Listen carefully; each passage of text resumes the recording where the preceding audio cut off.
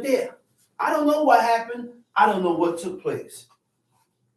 But I got a lot to say about what happened. See, one thing we got to realize is that we can't justify that which is wrong. I cannot stand with you in your wrongness. I cannot support you in your wrongness. Okay, go ahead, read. A heart that deviseth wicked imaginations. A heart that deviseth wicked imaginations. Feet that be swift in running to mischief. A false witness that speaketh lies. He that soweth discord among brethren. And he that soweth discord among brethren. Now that last part was an abomination. God said the second one is an abomination, which means it was disgusting in the eyes of God. It was disgusting for God to see this amongst his people. Okay, go ahead, read. My son. He said, my son. Keep thy father's commandment. Keep thy father's commandment. Oh, you know what your father's commandment don't got nothing to do with the book. Your father's command was specific commands, things he tells you. He voiced to you and tell you, listen, don't do this. Don't do this. Don't ever do this. Don't ever put this here. Don't ever move in this corner. Be aware. None of that has to do with what the book says. Your father and your mother's commandments are their personal commands that they want you to uphold and defend. Go ahead. And forsake not the law of thy mother. And forsake not the law of thy mother, read. Bind them continually upon thine heart, and tie them about thy neck. When thou goest, it shall lead thee. When thou sleepest, it shall keep thee. And when thou awakest, it shall talk with thee. For the commandment is a lamp, and the law is light, and reproofs of instruction are the way of life. For the commandment is a light, and the law is light, and reproof of instructions are the way of life. When we're being chastisement, reprimandings, when you're in the way of life, that's in the way of life. Be ready for that. Be ready for that. All that is included in getting to God or getting towards God. That's what it is. Thompson. To keep thee from the evil woman, from the flattery of the tongue of a strange woman. To keep thee from the evil woman, from the flattery of the tongue of a strange woman. Because you got women that will say things and voice things, and what they saying to you, it ain't right. This woman, by what she said or said to you, has detoured you away from God. Detoured you away from God. Go ahead, read. You're going to see. Lust not after her beauty. Don't lust after her beauty in thine heart. Neither let her take thee with her eyelids. Read. For by means of a whorish woman is a man brought to a piece of bread. Man is brought to a piece of bread, little or nothing. Just because of this woman. Read. And the adulteress will hunt for the precious life. The adulteress will hunt for the precious life. Read. Can a man take fire in his bosom and his clothes be not burned? Can one go upon hot coals and his feet not be burned?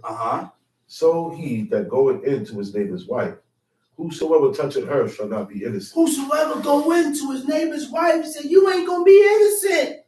God didn't play around with adultery. The woman is married and you go cohabitating and having sexual relations with a man's wife. God didn't play that. God didn't play that. He said, man, you're going to get burned. That's right. You're going to get burned. That's with fire. Because you're playing with fire. Go ahead, read. Men do not despise a thief if he steal to satisfy his soul when he is hungry. He said, men don't despise a thief. Men don't hate thieves if he steal to satisfy his soul when he's hungry. But if he be found, he shall restore sevenfold. He's going to restore sevenfold. He shall give all the substance of his house. For whoso committed adultery with a woman lacketh understanding. Whoso committed adultery when a woman lacks a heart, in the Hebrew, kasad lev, meaning you don't have a heart. When you're able to cohabitate or have sex with this married woman that is married to this man, you don't have a heart. You don't have a heart. Go ahead, read. He that doeth it destroys his own soul. Read. A wound and dishonor shall he get, and his reproach shall not be wiped away. But jealousy is the rage of a man. Therefore, he will not spare in the day of vengeance. Go to Jeremiah chapter 18.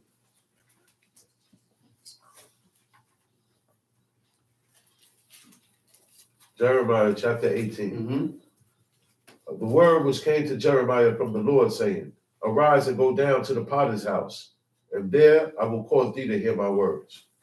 Then I went down to the potter's house, and behold, he wrought a work on the wheels. And the vessel that he made of clay. Potter is you ever saw pottery when a person is forming like vessels and stuff, and it's like mud and clay. So it spins and you have to form it. You shape it to whatsoever you want it to be shaped. Okay?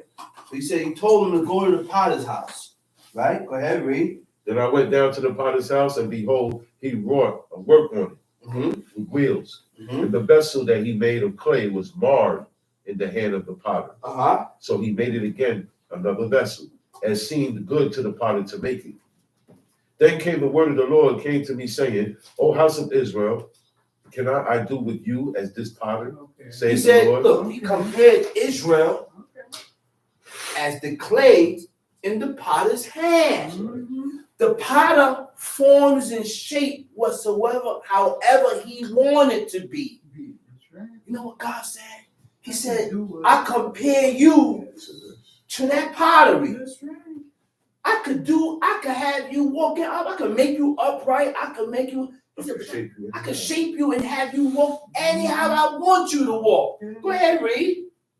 O house of Israel, can I do with you as this potter? Behold, as the day is in the potter's hand, clay is in the potter's hand, so are ye in my hands. So are ye in my hands. O house of Israel.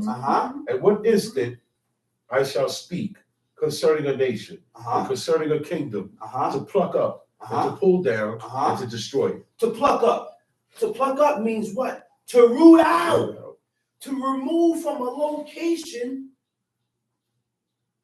To remove from a location in a home that is familiar. When God plucked us out, he rooted us up out of Jerusalem, out of the land, out of our settings or our habitat, where we live at. We got rooted up out of there, right? He said to pull down means to break down, to cast us down, to destroy, and then to destroy. So I read. If that nation against whom I have pronounced turn from their evil. Is that nation against whom I have pronounced. Turn from his evil. I will repent of the evil that I thought to do unto them. All we got to do is repent. Repent of the wrong that we done did. Certain things you can't repent from. Yeah. Certain things there is no repenting. You got to pay with your blood, with your life, immediate actions. Go ahead, read. If it do evil in my sight, that it obey not my voice, then I will repent of the good wherewith I said I would benefit them. Verse 10. Verse 9. And at what instant I shall speak concerning a nation and concerning a kingdom to build and to plant it. If it do evil in my sight, that it obey not my voice, then I will repent of the good, wherewith I said I would benefit them.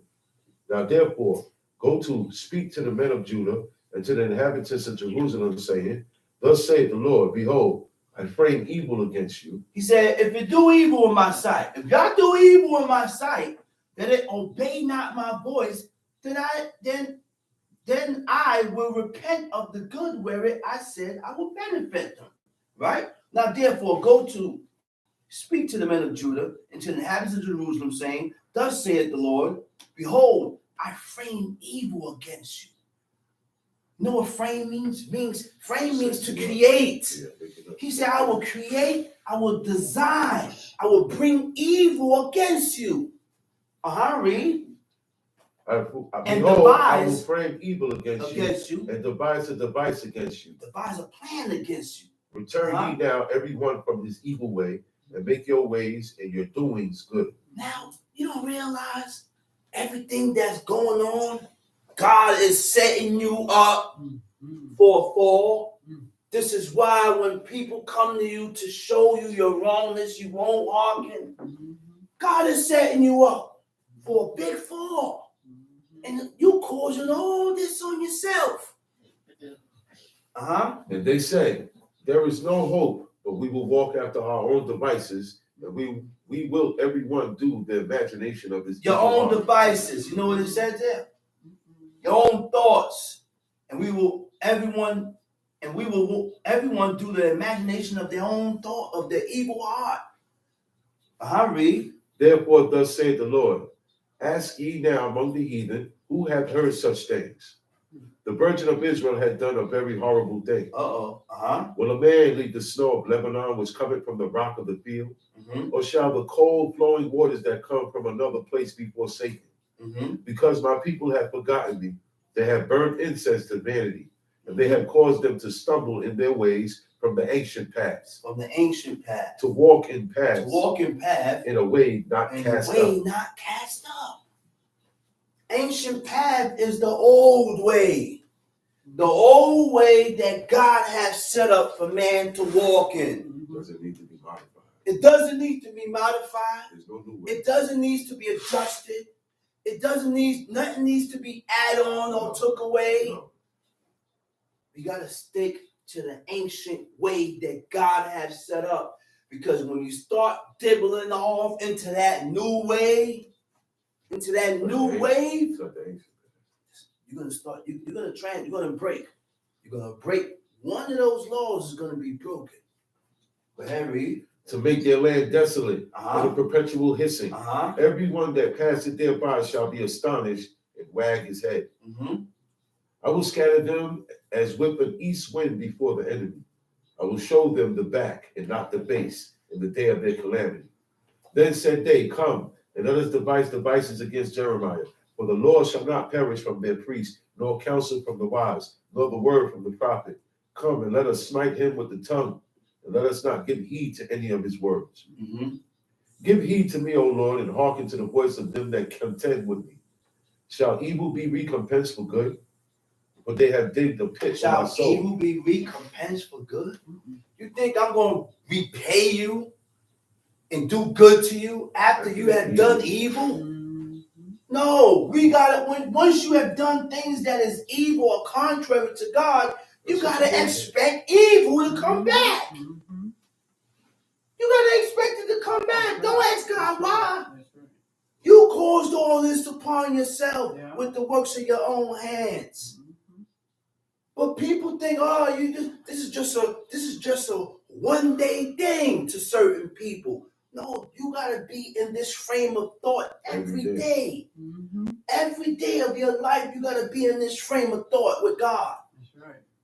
Go ahead. But they have digged a pit for my soul. Remember that I stood before thee to speak good for them, and to turn away thy wrath from them. You know who said that? Jeremiah. He's told the God, he said, remember. He said that I stood before thee to speak good for them. And to turn away your wrath away from these people. And these same people snatched me and put me in the pit. If it wasn't for the eunuch, Jeremiah would have sunk in that pit. Tamshi. Therefore, deliver up their children to the famine. You see? Jeremiah tired now. So I ain't speaking for them no more, man. He said, these people are still coming at me. He said, okay, now. He said, since y'all want to continue to come after me, he said, deliver their sons for the famine. And pour out their blood by the force of the sword. And let them die by the sword. Let their wives be bereaved of their sons, their children. And be widows. And let their men be put to death. Let their men be put to death. Let their young men be slain. Let the young men be slain by the sword in battle. Let a cry be heard from their houses. And when thou shalt bring a troop suddenly upon them. For they have digged a pit to take me, and hid snares for my feet. Yet, Lord, thou knowest all their counsel against me to slay me. Forgive not their iniquity, neither blot out their sin from thy sight, but let them be overthrown before thee. Deal thus with them in the time of thine anger. Jeremiah said that. Man, put it on them, man. I don't care no more. Because I done spoke up for these people, spoke up for them, and they still is against me for no reason. Still fight, still content. Let's go to Baruch. Let's go to the Apocrypha. Baruch chapter 4.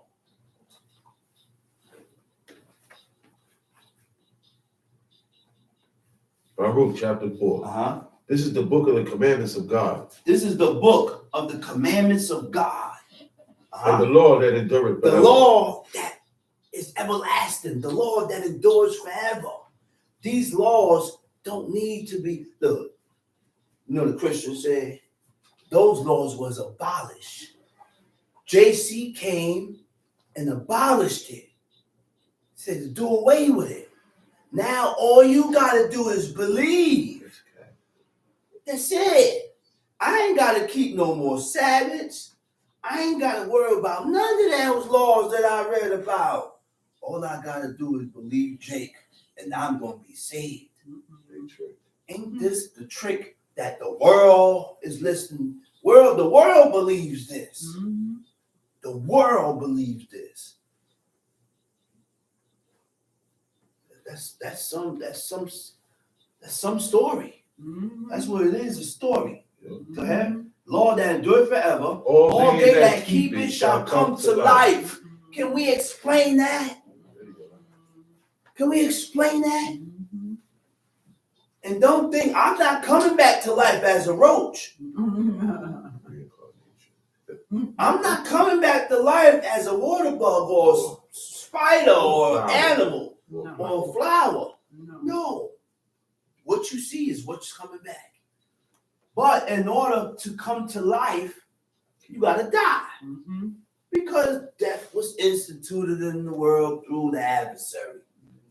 The adversary was Satan, which is adversary, or to be adverse or contrary or opposite to God. The day that Adam ate from the tree of knowledge of good and evil, that was in the midst of the garden, and God gave him strict commands. He said, of every tree that's in the garden, thou mayest freely eat. He said, but that tree there, that's in the midst of that garden, he said, don't eat it and don't touch it. In the day that you eat from it, he said, thou shalt surely die. He said, I'm going to take you, going to die, man. So the adversary comes, and repeats the same question that God told Adam to Eve. He said, has God said what? He said, you shall not eat of every tree that is in the garden. He said, did God say that? He want to hear what she going to say. So he could flip it around. Flip it on her. So he could flip it around and beguile her and trick her into eating it. Nothing but word games. He said, yeah. He said, God said we can't eat of every tree. We may eat of every tree that's in the garden, but the tree that's in the midst of the garden, he said we can't eat from it, neither shall you touch it. Oh no. He said, you ain't gonna die. He said, but God knows that in the day that you eat from it, he said, you're gonna be like gods. And what? Knowing what? Good and evil. Good and evil. Good and evil. That's what causes you to be like unto a God, knowing both sides of the coin. You ain't innocent no more. We have good and evil in us. We're born with that. A child know not to go to a next child and pinch him. He know it's evil. That's right. Because when he get told on, hey, this one pinched me. You go to him, come here, boy.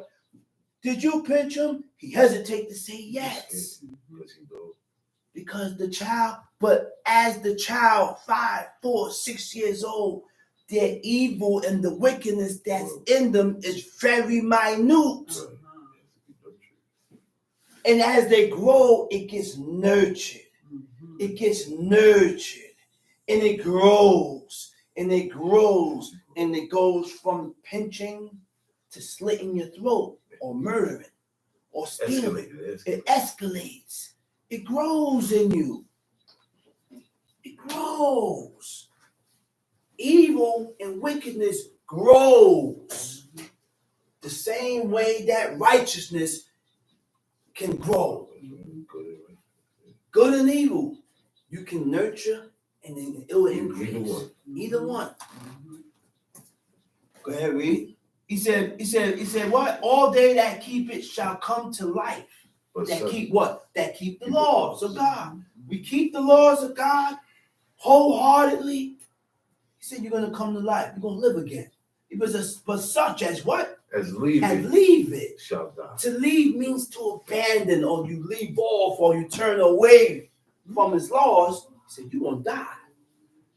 Why did it mention die when we're going to die already? Is this the death that God is talking about? No. Is this the life that God is talking about? No. Read. Turn thee, O Jacob, and take hold of it. Walk in the presence of the light. Turn thee, O Jacob, and take hold of it. Turn what? Turn away from the things that is unlawful by God. So the only way to learn or to understand or to see what is unlawful or what is accepted of God, I have to read the book to see what God accepts, so that I can turn away from the things that God hates. Because I read in the book where it says this, and this, and I'm about to do this. Nope, I can't do that. Because God said he hates it. And God gave me strict commands against what I'm about to do. See, we can't get to God or get to learn the ways of God by not reading. You must read this book. And it was strict commands. God he gave strict commands, man. He said, read every day of thy life, so that you gave that command to the king. He said, so that thou may learn to fear me, so that your heart may not be uplifted above your brothers. Because the law is just going to pipe you down. That's right. And pacify that thing called pride. That's right. Go ahead, read. Turn thee, O Jacob, and take hold of it. Take hold of it. Walk in the presence of the light thereof, that thou mayest be illuminated. That thou mayest be illuminated. You know what illuminated? Ain't no illuminating now. Read. Give not thine honor. Give not thine honor to another. What did he talk? Give what honor? You know what's the honor that God is talking about? These laws, these commandments, these statutes. He said, give not thine honor to another. Nor the things that are profitable unto thee to a strange nation. The honor of the Lord. The Lord is what's honored. And these laws were not for strangers and aliens and people. It's not for everybody. It was for Israel. It was for the nation. Read. O Israel, happy are we. Happy are we. For the things that are pleasing to God are made known unto us. For the things that please God are made known to us. Yeah. We know how to please God. A God that we could never see or envision with the naked eye. We don't know how you look. We don't know none of that. There's no way to please him but to follow after his laws, commandments, and statutes. That's right. That's the only way to please God. Yeah. Is to follow his laws. Mm-hmm. Go ahead, read. Be of good cheer, my people. Be of good cheer, my people. The memorial of Israel. The memorial of Israel. Ye was sold to the nations, not for your destruction. Okay. Now we're going to understand why we went through captivity, why we went through slavery, why we got took out of Africa, because we migrated into Africa. Africa was not our land. During the flood, after the flood, Noah had 3 sons, Shem, Ham, and Japheth. Japheth migrated into the cold region, which is went up into Europe. Ham migrated into Africa, the Hamitic nations, the Canaanites, the Perizzites, the Jebusites, the Hittites, all those crazy Hamitic nations came out of Ham. Shem inhabited the Asia. You ever notice why the children of Israel never, ever got a chance to wipe out these 7 nations? Because there were some good people in those nations also. Uriah the Hittite was one of them. Uriah the Hittite was one of them. He was a Hittite. So if the Hittites would have got wiped out, there would be no Uriah the Hittite. Okay? Now, go ahead, read. You were sold to the nations, not for your destruction, but because... Not to be destroyed, not to be wiped out. We went through all that, not for God to wipe us out, but what? But because ye moved God because to you made me angry. Because you moved God to wrath. Because you made God angry, so he put you through that. God allowed you to go through slavery and captivity and all that stuff. To be uprooted out your land and be taken out. Go ahead, read. But because ye moved God to wrath, ye were delivered unto the enemies. Because you moved God to wrath, God delivered you to your enemies. Go ahead. For ye provoked him that made you by sacrificing unto devils. You provoked them that made you by doing what? Sacrificing unto devils. Sacrificing to devils. And not to God. And not to God. So we can't sacrifice nothing today.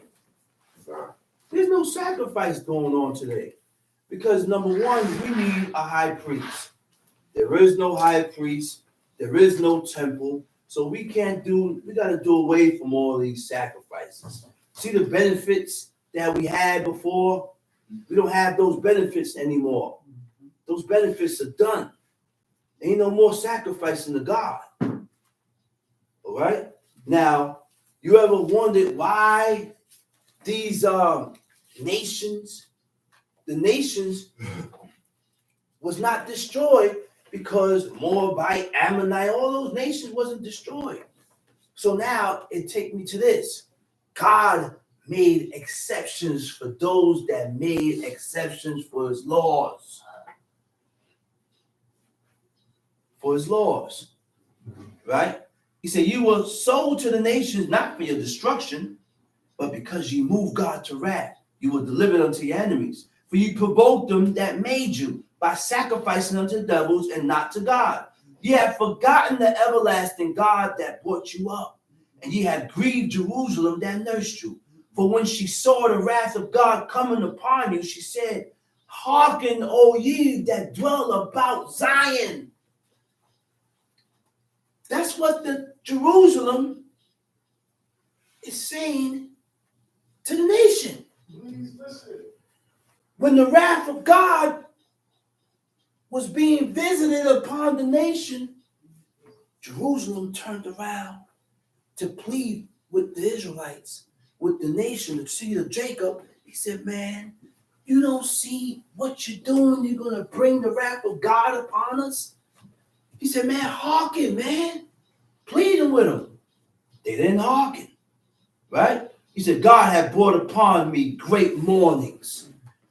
Jerusalem, mourn for the nation because they had to go through it. God put the nation through some stuff. Half of it wasn't even told.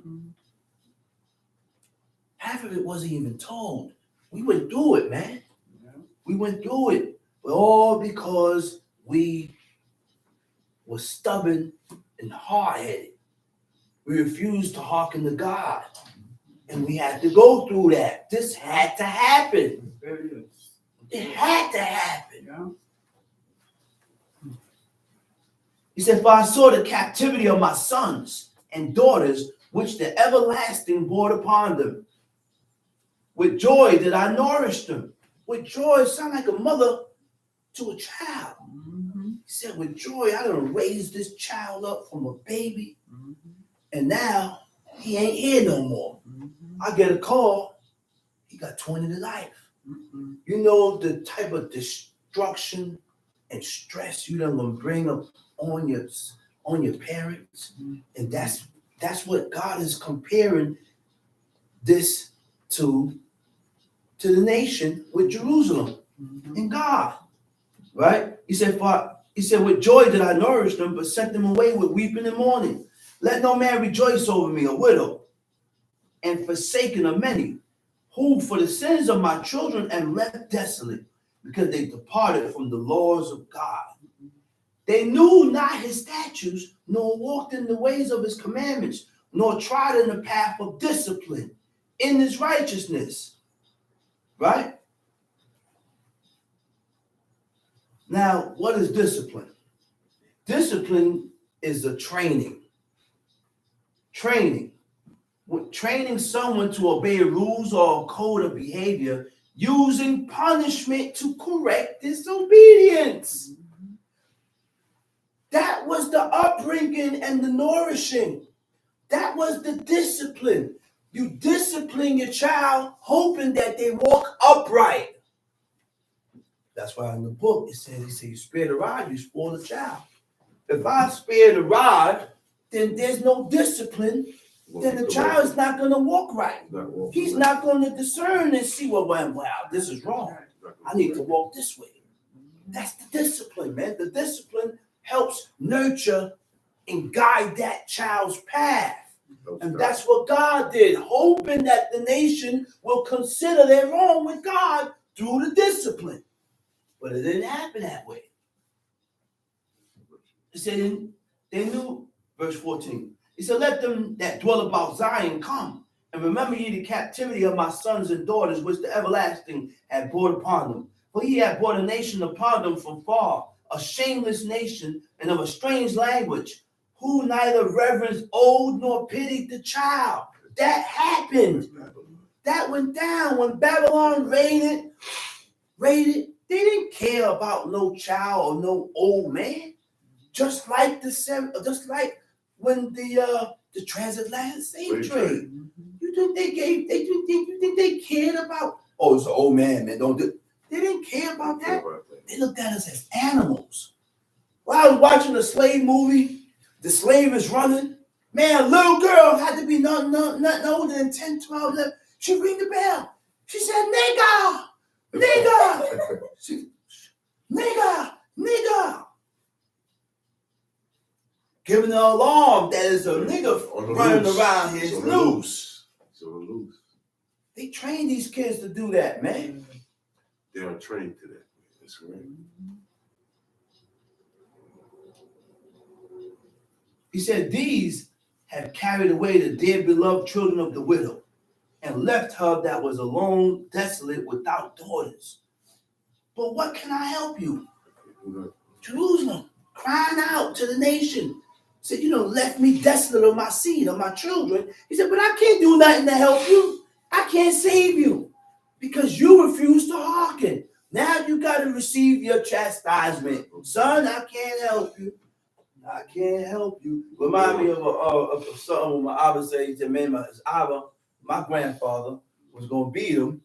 He ran to his mom. He said, man, son. He said, son, I can't help you, son. I can't help you. It's out of my hands. Remind me of the same instance with Jerusalem. God angry with the nation. They returned back to the Jews and said, man, you got to go, man. God is against you. She ain't going to side with the nation against God. Go ahead. For he that brought these plagues upon you will deliver you from the hands of your enemies. Go your way, O my children. Go your way. The same God that brought this on you, that did this to you, he'll deliver you. You said, go on. He said, go your way. Accept it. Go ahead and accept it because you brought all this upon yourself. That's right. Go ahead, read. What verse? Same verse, 19. Uh-huh. Go your way, for I am left desolate. Uh-huh. Verse 20. I have put off the clothing of peace, Uh-huh. and put upon me the sackcloth of my prayer. Uh-huh. I will cry unto the everlasting in my days. Uh-huh. Be of good cheer, O my Be of children. good cheer, my children. Cry unto the Lord. Cry unto the For Lord. he will deliver from the power in the hand of the enemy. Uh-huh. For my hope is in the everlasting, that he will save you. And joy is come unto me from the Holy One, because of the mercy which shall soon come unto you from the everlasting, our Savior. Uh-huh. For I sent you out with mourning and weeping, but God will give you to me again with joy and gladness forever. Uh-huh. Like as now the neighbors of Zion have seen your captivity, so shall they see shortly your salvation from our God, which shall come upon you with great glory, the brightness of the everlasting. My children, suffer patiently the wrath that has come upon you from God. Suffer patiently the wrath that has come upon you from God. Mm-hmm. Accept it. Mm-hmm. This is happening from God. Right. Read. For our enemy hath persecuted thee, but shortly thou shalt see his destruction, and shalt tread upon his neck. My delicate ones have gone rough ways, and were taken away as a flock caught of the enemies. Be of good comfort, O my children. Be of good comfort, O my children. And cry unto God. And cry unto God. For ye shall be remembered of him that brought these things upon you. For as it was your mind to go, to go astray from God. To go astray from God. You had thoughts, it was you that decided to go away from God. Right. So being returned. When you decide to return or come back, seek him 10 times more. I gotta come back 10 times stronger. 10 times, 20 times stronger than when I came before. For he that had brought plagues upon you shall bring you everlasting joy with your salvation. Take a good heart, O Jerusalem, for he that gave thee that name will comfort thee. Miserable are they that afflicted thee, and rejoiced at thy fall. Miserable are the cities which thy children serve. Miserable is she that received thy sons. For as she rejoiced at thy ruin, and was glad of thy fall, so shall she be grieved for her own desolation. For I will take away the rejoicing of a great multitude, and her pride shall be turned into mourning. But everything happens in this time. It's time. Right now is your time to receive chastisement. That's right. The people that's coming to take over, they miserable too. They miserable. They messed up too. He said, but right now is your time. I gotta go and accept it. They time won't come. Some sheep. For fire shall come upon her from everlasting, long to endure, and she shall be inhabited of devils for a great time. O Jerusalem, look about thee toward the east, and behold the joy that cometh unto thee from God. Lo, thy sons come, whom thou sentest away. They come gathered together from the east to the west by the word of the Holy One, rejoicing in the glory of God. I want to hit something else. Say right there.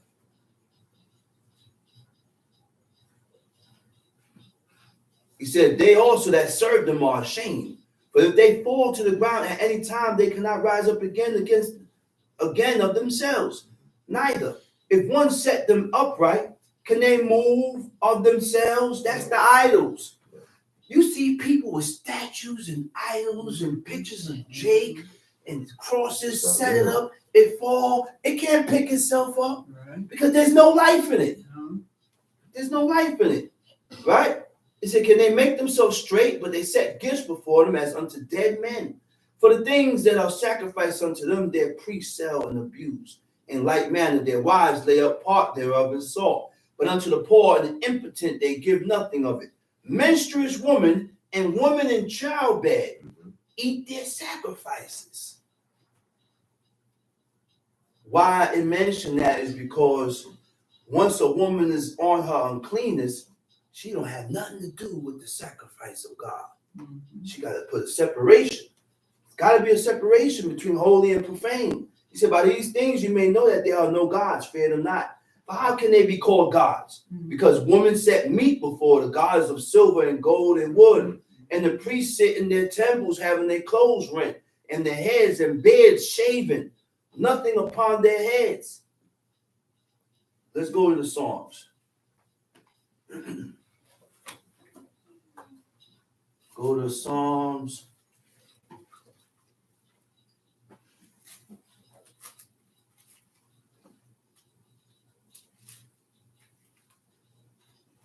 Go to Psalms 19. 19, verse 7. The law of the Lord is perfect. The laws of God is perfect. That's right. The laws of God is perfect. Mm-hmm. But you have people that disagree with God's laws. Mm-hmm. Mm-hmm. And then when you tell them that you gotta change, they look at you like, you trying to, I'm not trying to do anything. It's up to you to acknowledge this. That's right. And say, well, you know what? All the while of my 30-something years, 20-something years in my life, I've been thinking and moving in this manner that wasn't right by God. Right. Yeah. Only a certain type of people is going to have that mentality. That's right. Which means when you don't have that type of mentality, you ain't ready. Mm-mm. They ain't ready. He ain't ready. She's not ready. Mm-hmm. There's certain things that I'm that a head or a leader or a person that's pursuing righteousness, they're waiting to hear certain things. Mm-hmm. I don't want to put it in your mouth. That's right. You have to make certain declarations to show who you are with. That's right. To show who you with. That's right. Because this is a training in the discipline of one's spirit. That's right. My spirit is contrary and opposite to God naturally. Your spirit is contrary and opposite to God naturally. Mm-hmm. So when we read these things in this book, it's strange to you. It's strange because you ain't never heard nothing like this. Mm-hmm. You ain't never read nothing like this. So it's strange to you. Mm-hmm.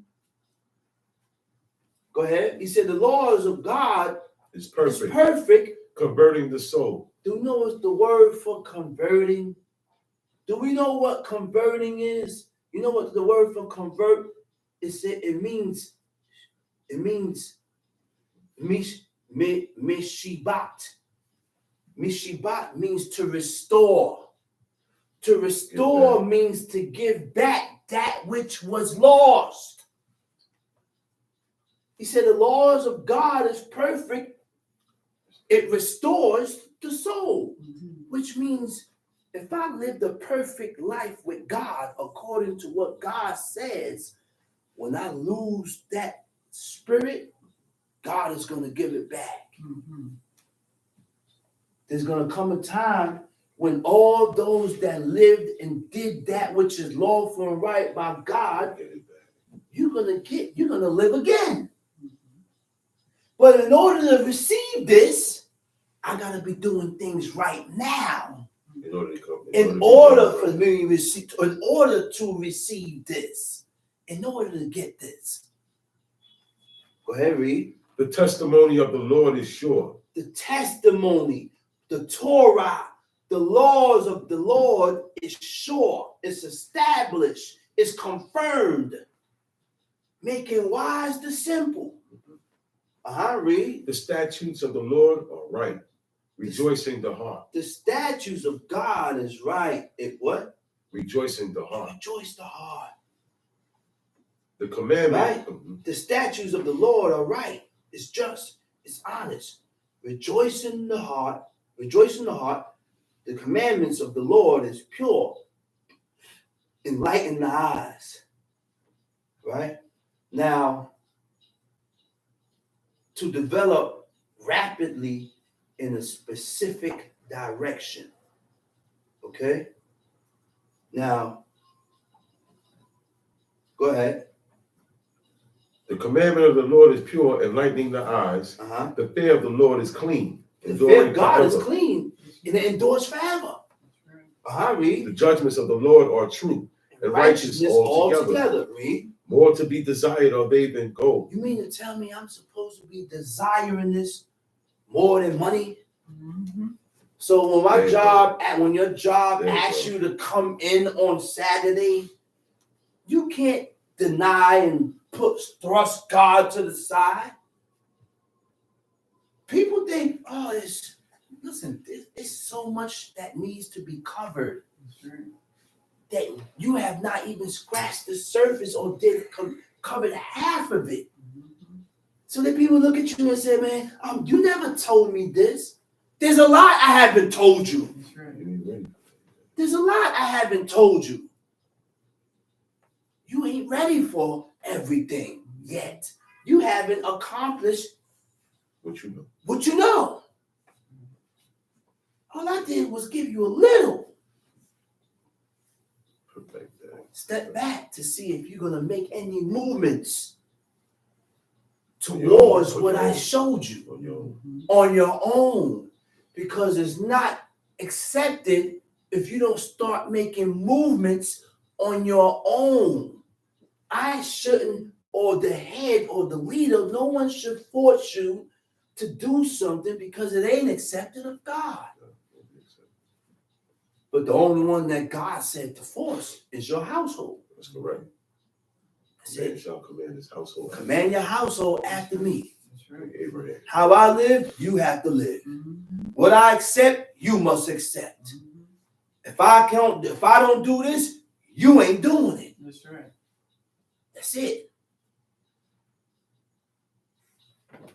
Go ahead. More to be desired are they than gold. Than gold. Yea, than much fine gold. Fine gold. Sweeter also than honey. Sweeter also than the honeycomb. And the honeycomb. Moreover, by them is thy servant warned. Moreover, by them is thy servant warned. See, God don't warn everybody. God don't warn everybody.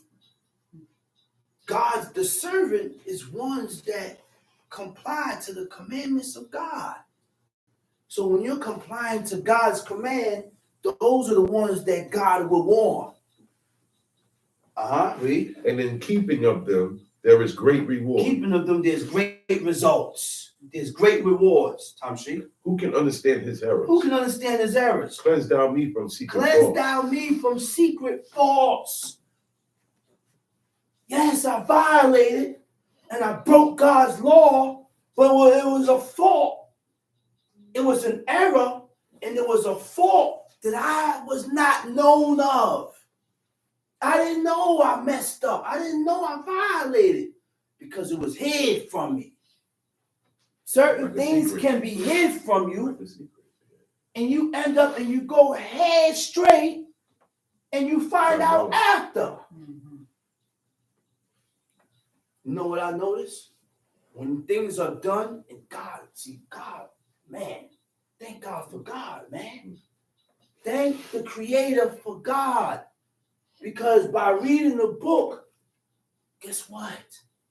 God not going to condemn you for something that you did not know. Mm-hmm. How I know that? Because in Numbers 15, there was an offering or a sacrifice that was given up for things that was done through error, things that was done through mistake. It was hidden from me. This person hid it from me. I didn't find out until after. Because God already knew. If I knew the deal from the jump, if I knew the deal from the beginning, I would have never did that. Never. Never. And that's why God is God. Mm-hmm. That's why the Creator is the Creator. Mm-hmm. And he's an understanding God. And he understands that. That's why he's lost many. Go ahead, read. Keep thy servant also from presumptuous sin. Keep thy servant also from sinning presumptuously. In order for God to keep you or hold you back from sinning presumptuously, you got to be a servant. So now you got to ask, like, man, why didn't God hold me back or stop me from doing this?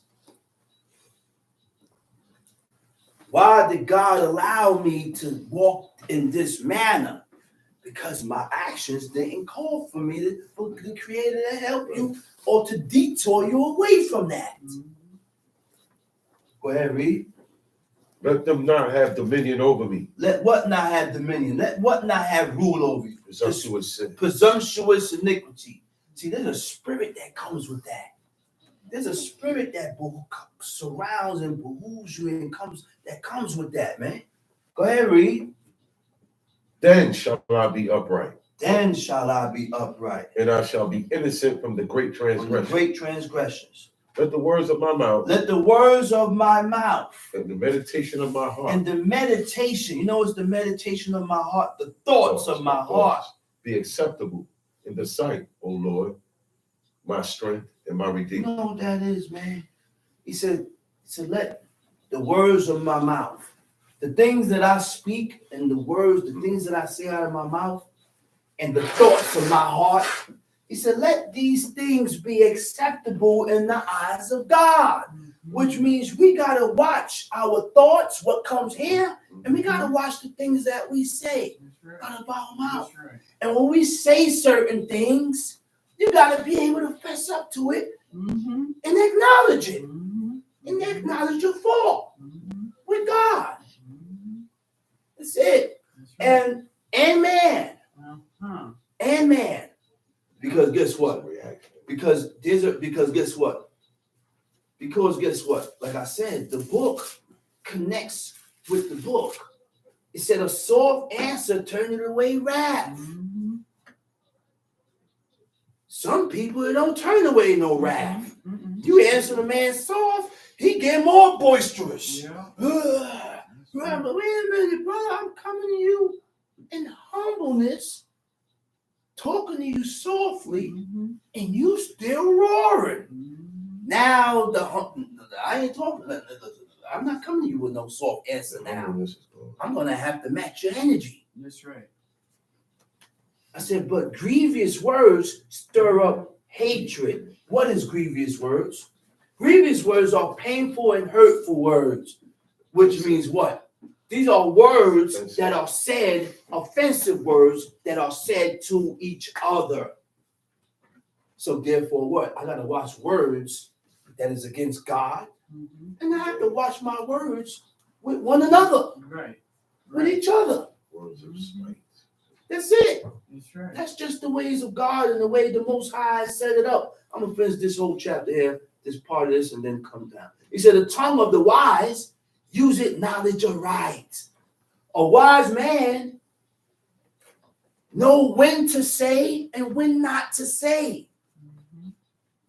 A wise man know when to say it, when to voice it, and not to voice certain things. Maybe the things that you're about to say is good, but it's not the time. It's not the time. He said, but the mouth of fools pour out foolishness. They don't regard the time. The mouth of a fool, he just blurt out at any given time. Out of place. He said, the eyes of the Lord, I'm in Proverbs 15 verse 3. He said, the eyes of the Lord are in every place, beholding, observing the evil and the good. God is watching everything. And he's being very observant to evil and to wickedness and righteousness, evil and good.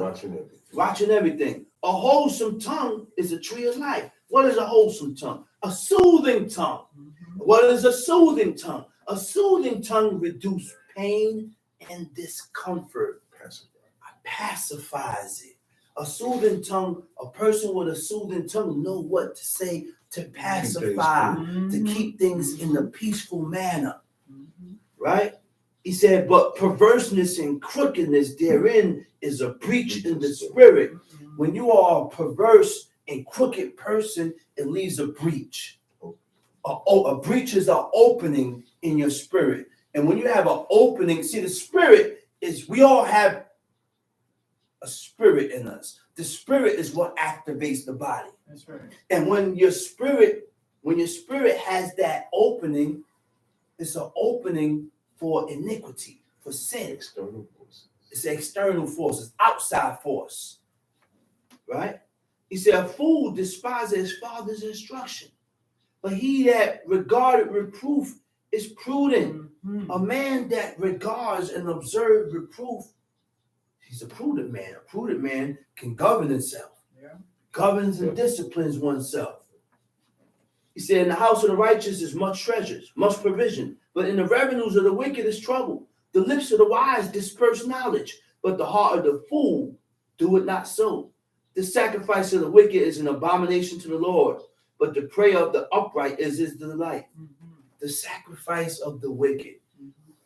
Because this guy is not accepted of God. Mm-hmm. So when he comes to give up a sacrifice, God ain't going to accept his sacrifice because he's not accepted.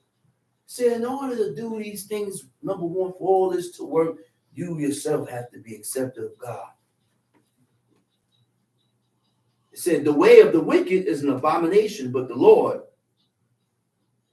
the way of the wicked is an abomination unto the Lord, but he loveth him that followeth after righteousness. Mm-hmm. Correction is grievous. In the Hebrew, it says evil. Correction is evil unto him that forsaketh the way. Mm-hmm. You don't notice with certain people you can correct and tell them they're wrong, Mm-hmm. and then you can tell them what to do to rectify their wrong. That's right. And then some people, you tell them they're wrong, and they get boisterous and angry. Yes. Because they feel they are not wrong, Yes. because they done told themselves and gave themselves a reason to justify what they did, and they believe that. Mm-hmm. Mm-hmm. They believe it. And with that, I already got what was bought, and I'm going to say Shabbat Shalom, Shabbat Shalom Lekah. and I'm going to call up the next speaker, teacher indeed, Chief Mikhail Ben Level.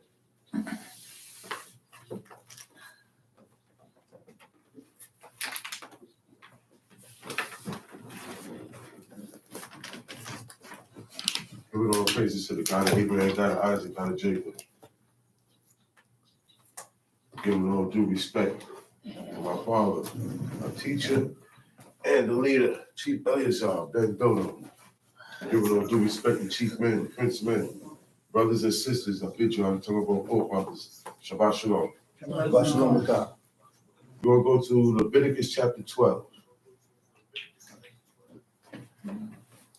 Leviticus chapter 12, verse 1.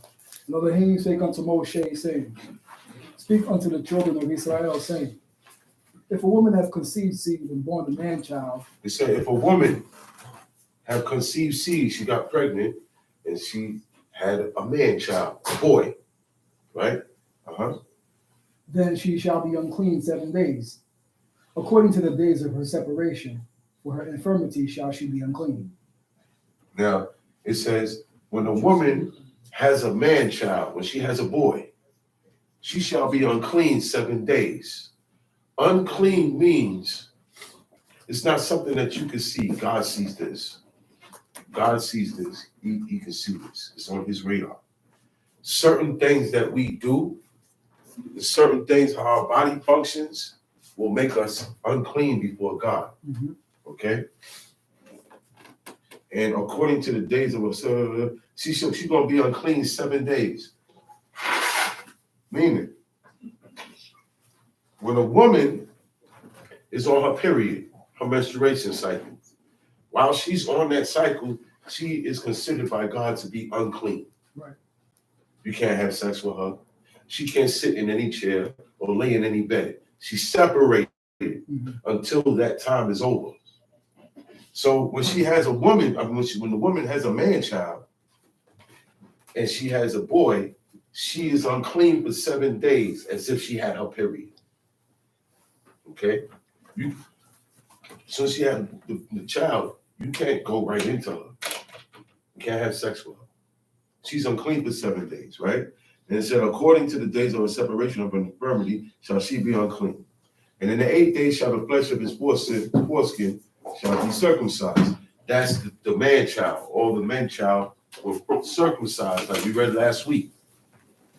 It was instituted in the time of Abraham. On the 8th day, that piece of skin that's on the man's penis when he's born gets cut. Right. Okay? Top sheet. 4. And she shall then continue in the blood of her purifying 3 and 30 days. She shall touch no hollow thing, nor come into the sanctuary until the days of her purifying be fulfilled. Now,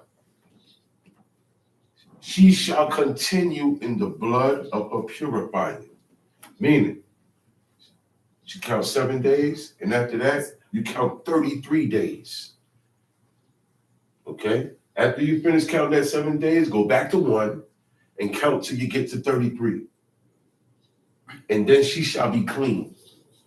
That period, okay, from the time the man child is born, the 7 days and the 33 days make 40 days altogether. Okay? Top sheet. But if she bear a maid child, then she shall be unclean 2 weeks, as in her separation. Now, it's different with the girls when you have a girl. So with the boy, it's 40 days altogether. It's as if she got her period for 40 days. She's unclean, she's in a separation. Mm-hmm. Now, when the days of her purifying are fulfilled, and then she bear a maid child is a girl. Then she shall be unclean 2 weeks. For the boy is 1 week. For the girls is double. It's 2 weeks. So that's 14 days. As in her separation, as like until when she has a period. And she shall continue in the blood of her purifying 80. Now, how you count a score? When anytime you see a score in the Bible, that means 20 years. You know what I'm saying? 1 score is 20 years. 2 score is 40 years. 3 score is 60 years. It's 20. Every score. So this here is 3 score. That means 60 in 6 days. Okay? So all of that, put the 14 to that, you got 80 days. So it's double what for a male, for a daughter, for a girl. So that means there is no sex immediately after. It's, tell you the truth.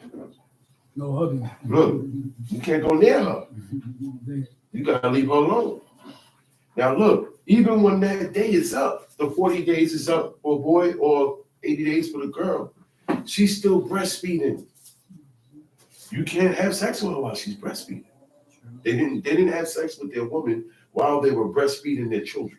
And they breastfeeded these kids till they were like 6, 7 years old for a very long time. There's another reason why the men are allowed by God to have more than one wife. It's another reason why. Okay? 6. And when the days of her purifying are fulfilled for a son or for a daughter, she shall bring a lamb of the first year for a burnt offering, and a young pigeon or a turtle dove for an iniquity offering unto the door of the tabernacle of the congregation unto the priest. They don't have to do this today. We don't have to worry about that because this is what we did in the land when the priesthood was active, when the sanctuary, which is the temple or the tabernacle of meeting, this is where all sacrifices go. So when the woman got off her 80 days or got off her 40 days or got off her days of menstruation, this is what they would do. But you don't have to do that because no sacrifices are accepted today from man, period, to God. God is not accepting. That door is closed. Time sheet. Who shall offer it before Elohim and make an atonement for her, and she shall be cleansed from the issue of her blood. This is the law for her that had born a male or a female. And if she be not able to bring a lamb, then she shall bring 2 turtle doves. One of those you don't have to worry about that. Count the days, though. The days can be counted. Days can be counted. She has to be left alone, can't go nowhere near her. You don't leave her alone for a while. And this is why the children come out weak and sick. Because while she's pregnant, you're having sex with her. They didn't have sex with the woman while they were pregnant. The whole idea of sex was that get her pregnant. Once she conceive and get pregnant, you gotta leave her alone. And you, woman, gotta stop and leave him alone too. Because hormones go crazy nowadays, I see. Once these women got pregnant, all right, I got what I wanted. This is what I wanted. And they go sit down somewhere and chill. And the man leave her alone. He go mess with his concubine or go find him another wife. You know what I'm saying? You gotta leave her alone, and she gotta leave him alone. Because these things develop a chemical imbalance. Okay, we got chemicals. God got chemicals in us. We got acid, we got electricity, we got water, we got all types of things in us that God created to put in us, and it works. Now, while he's forming that body, the baby is being formed by the hand of God in that body. You can't have sex at that time. Whatever she feel, the baby feel. Okay? I'm not gonna go no further. Those pleasures, those feelings of pleasures is not supposed to be felt. This is why you have babies coming out weird. They come up with characteristics that you would only find in adults, and then come out early with it. Some come out sick. You understand what I'm saying? While she's breastfeeding, having sex will pollute the milk. This is the reason why they started to make baby bottles and started to give the babies animals' milk instead of the mother's milk, which is going on to this day. Similac, all that stuff don't come from humans. The baby don't never get the milk from his mother. He get it from a cow. Mostly a cow. Because that's what people go to the store to get, to put in the bottle to feed the baby. Oh, but the kid, some women say, the child won't suck it, won't give suck. The child is rejecting it. That's because the milk is no good. It's not what it's supposed to have in there. That child, that's the milk for that child. That's going to nourish it and give it the nutrients it needs, because it's too young for you to be putting food in its mouth. It don't even have teeth yet. Digestive system. The digestive system is still being developed. Yeah. See, there's a lot of things. And God ain't explaining all that. See, all you got to do is do what God say about any situation in this law, and it brings life. Things work the way it's supposed to work. That's how it goes. So these are the laws for when a woman has a child, if it's a boy or if it's a girl. There's rules for that. Okay? Go to Leviticus 15. Leviticus chapter 15, verse 1. Another he spake unto Moshe and to Aharon, saying, Speak unto the children of Israel, and say unto them, When any man hath a running issue out of his flesh, because of his issue he is unclean. And this shall be his uncleanness. A running issue is leaked pus leaking. You have abscess, abnormal leakage coming from your body. Okay? That can come in scabs. That could come in certain insect bites that causes the issue. Issue is water, not blood. When you see little yellow stuff, pus, all that is an issue. Okay? Venereal diseases, STDs, also spew out issues, blisters, sores, canker sores. All of these things push out issues. If this is leaking out pus and it's running, look like water, these are issues. And when that happened, that man is unclean. Okay? He said, and this shall be his uncleanness and his issue, whether his flesh run with this issue or it be stopped from the issue.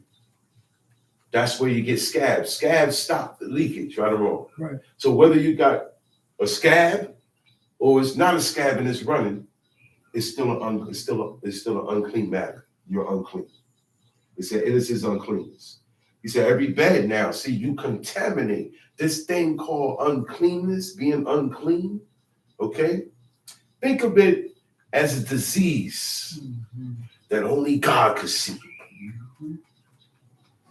Okay?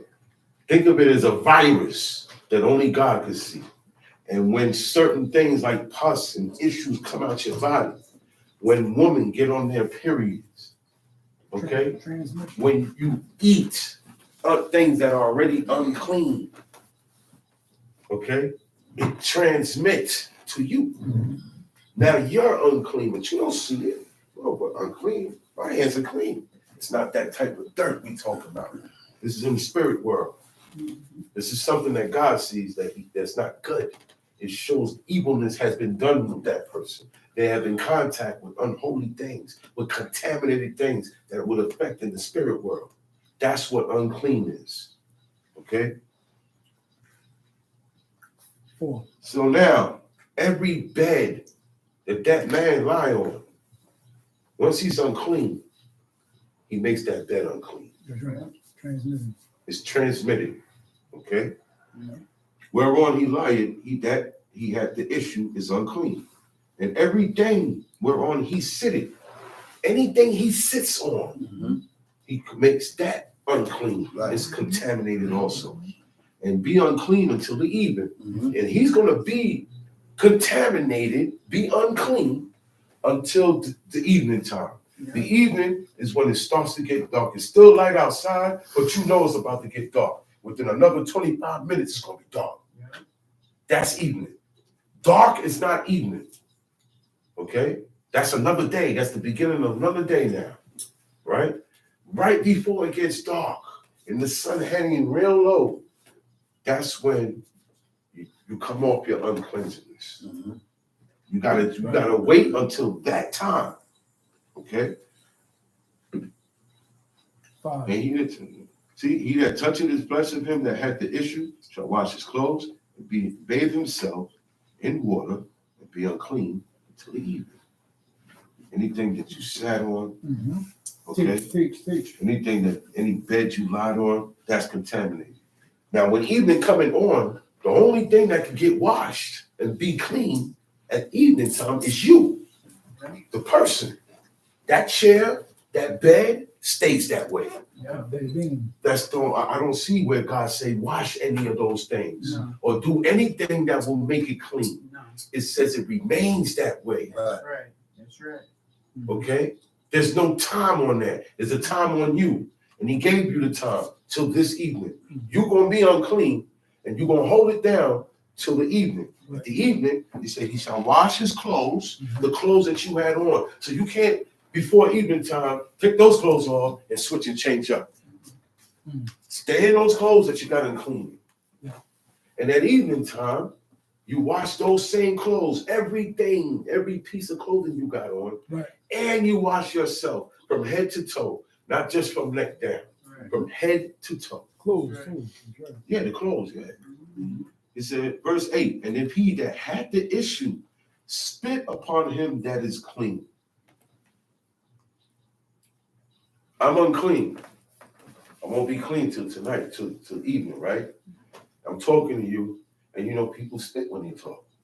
Spit flies. Everybody does it. So sometimes when you're talking to a person face to face,